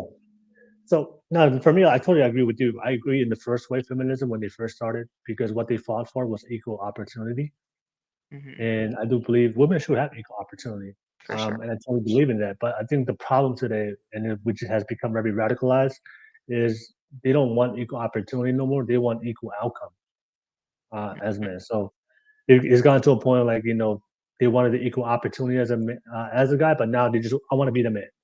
Mhm. And that's the thing, you can't, because biologically we're different. And Yeah. that's why it hurts a lot of women today, because oftentimes I do what they teach women is um, to be if don't let a man do things for you, because you can do it yourself. So a lot of times I've seen this social media. I've seen this on videos on social media where guys would try to like be chivalrous, like try to open a door for a woman, and she's like, I can do that myself. Yeah. And the guy's like, hey, I was just trying to be nice, but if you don't want me to do that, then a lot of guys, I just won't be a chivalrous anymore if that's what a lot of women. Yeah. But then at the same boat, then if we aren't chivalrous, then a lot of women is like, where are your manners? I'm like, well, how do we? I don't know what to do. We're confused. Like Yeah. I tried to be chivalrous, and you told me that you can do it on your own. You're a strong, independent woman. But then you're telling me I don't have the manners. So, like for a lot of men, it's very confusing. I'm And it's sure. very confusing. And then of course a lot of women will say, I'm strong, independent. I want to be the leader. They want a guy to be the leader, but then when he finally meets that guy, but then she's like, I want to be the leader. And the guy's like, well, I'm the leader. Poor guy. Yeah. So she said, well, yeah, I totally agree. Like we're equal as far as human beings, but but there is differences in our biology, and then especially when it comes to relationships, that's when our differences. I always say this. I always believe that our traits between men and women are supposed to complement each other, right? Hmm. So women who are more nurturing, caring, loving. If you're with a guy that's strong, ambitious, and confident, our traits will like complement each other. Hmm. Uh, you're nurturing, loving, and caring. I'm strong, ambitious, and assertive. So like it works together. We complement each other, right? Yeah. The things that I don't have, that a woman can provide. The things the woman don't have, I can provide her. But we can't be both um, masculine. We can't be both feminine, Yeah. and that's the problem. And that's the problem I do see today, where either the women are too masculine, or the men are too feminine. Hmm. And I do see that's a big problem today, and because of feminism. And I do see a pattern of behavior. I don't know if it's just me, but maybe you see it too. I do see a lot of feminists. They tend to be very single. Don't even get me started. And It's true. they don't know why, which is funny to me. Yeah. They don't understand why they're single. Like I'm like I know why you're single. No, literally. Yeah. I'm like, I could give you a list as to why you are, but yeah. Yeah. It's fascinating to me, it's the hypocrisy in it all, kind of. But I also think even back to like what you said, how like the complimenting each other, it's like that's why we were created. Like How in a God created us. Yeah.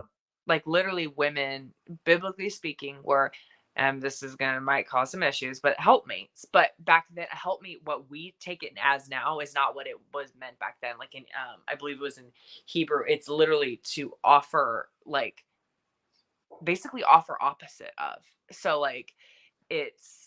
I think it's interesting, but I think in, like you said, in a relationship, when one is one, when one is the other, I think the natural sense of like competing is becoming, I feel more apparent now than, but I also can't say that ever before. I'm only 24, so it's not like I have this crazy experience, but it's like people don't even know. I think it goes back to, I think, feeling like safe in your relationship, but know how to be like, yeah, I suck at this, but I'm really blessed that you're awesome at it, and I'm gonna cheer you on because you do being great at that helps us. But that was me just saying that as a tangent. But when you said that, I thought of that. Like a lot of people tend to, even to this day, compete with each other in their relationship. Um, but, and I don't want to say more men than women, but I think that masculine, it's usually when it's two masculine people that, kind of compete more.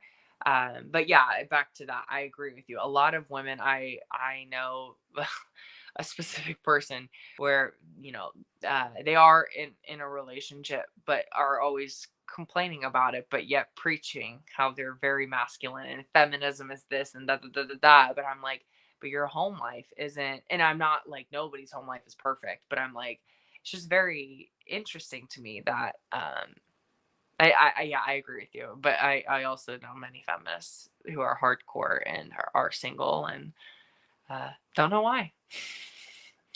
Yeah, I've experienced with a lot of women in past podcasts. Like, it's just how traits are supposed to complement each other. So if a guy is very competitive, right, is very competitive and assertive and disagreeable, right, and he's with a woman that has the same traits, she's very competitive, disagreeable, and assertive.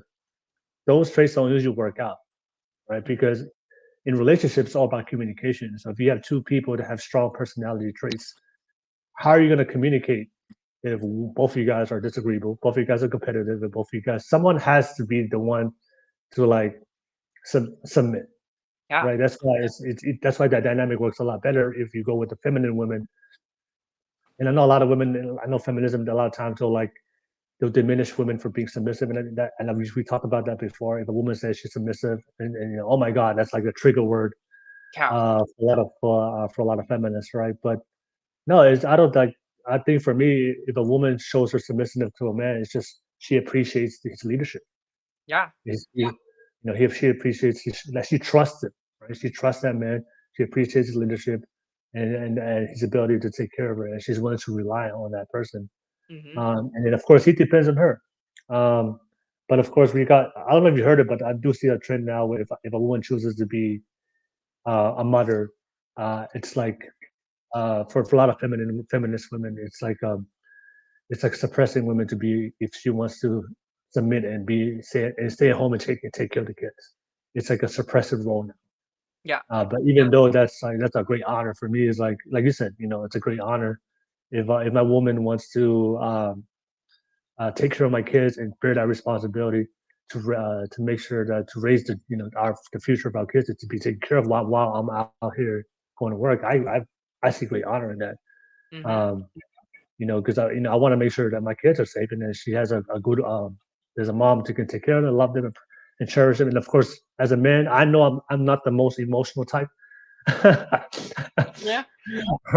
I know. I mean, there's a different types of love that a woman can show. That unconditional love and the sincerity and the compassion only women can show the kids. And I know as a man, I can try, but it's not the same. It's when it comes from a woman. And as kids, we know the difference. When I was a kid, I saw the difference when I felt my mom's, when I felt the love of my mom compared to my dad. And we can't fulfill each other's shoes. So yeah, I just see a big issue. And I know you said feminine men, you're not attracted to feminine men. Uh, which is funny. I want to end off the podcast with that because I do hear from a lot of women that always say, "I like a guy that's very emotional. I like a guy that's very feminine."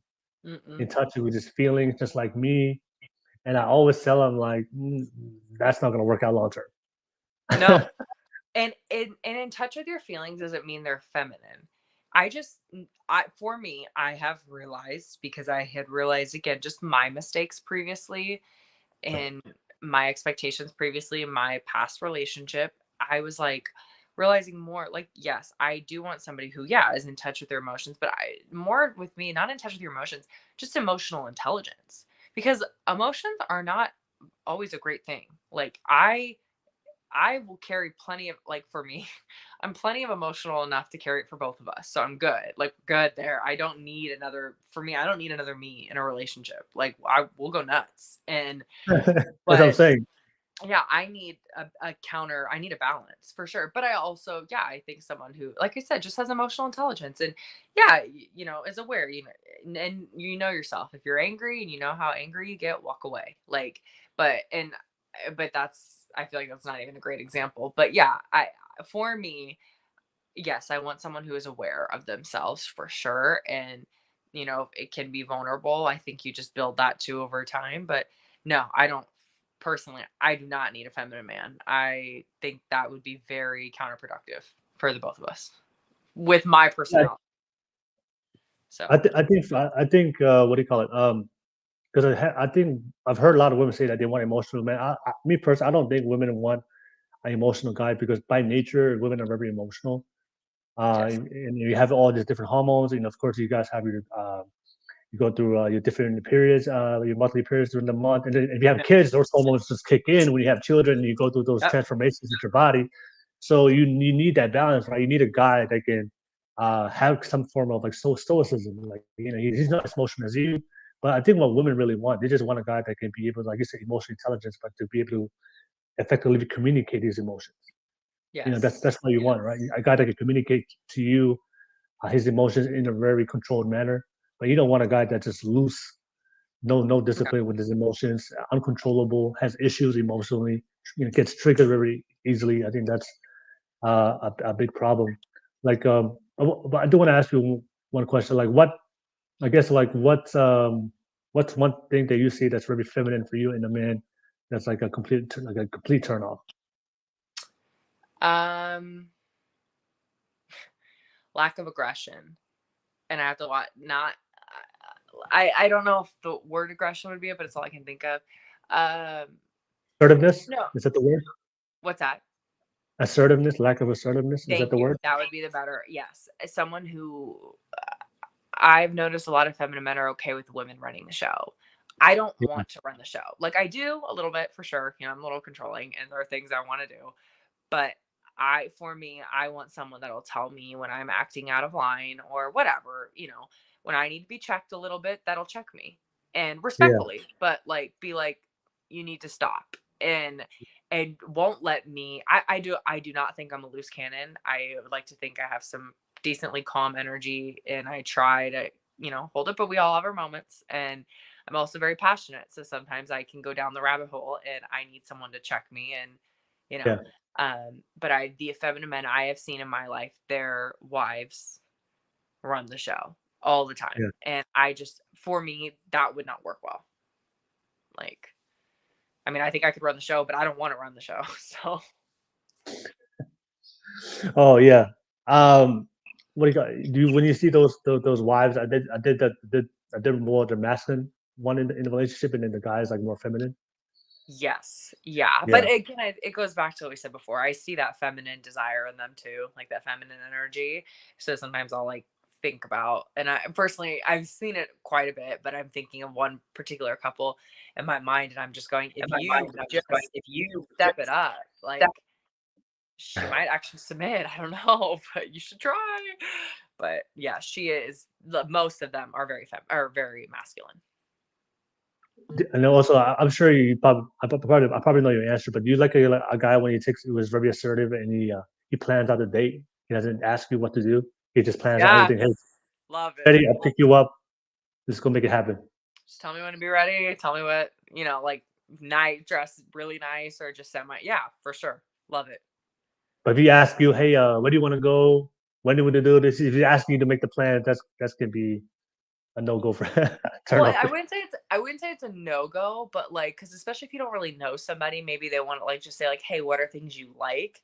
I think when you're friends, if I've been friends with you for a while, and you've gotten to know me, yeah, I do expect you to have an idea for sure.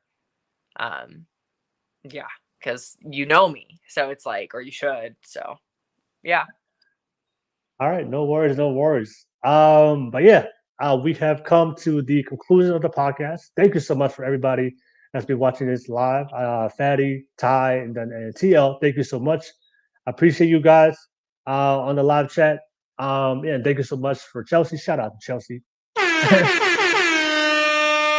Thank you Love so it. much, Chelsea, on the podcast, being on here, and our conversations which went so fast.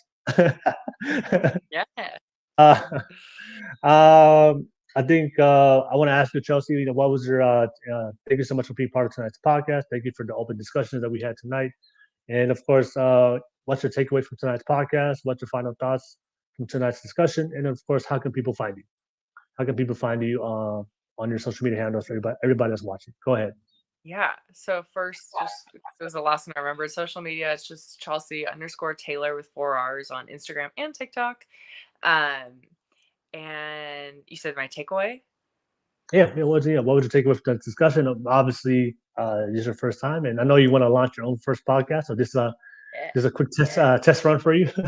Yeah, no, it was fun. I just think in general, I would say my takeaway, I mean, again, I learned a little bit more about guys, and I always think that's always very fun. And yeah, I think I just learned that there's a lot of different people in this world, like just based off of things you've told me that you've heard on your podcast too. There's a lot of different people and different perspectives. So yeah, but I had a blast. Thanks for having me.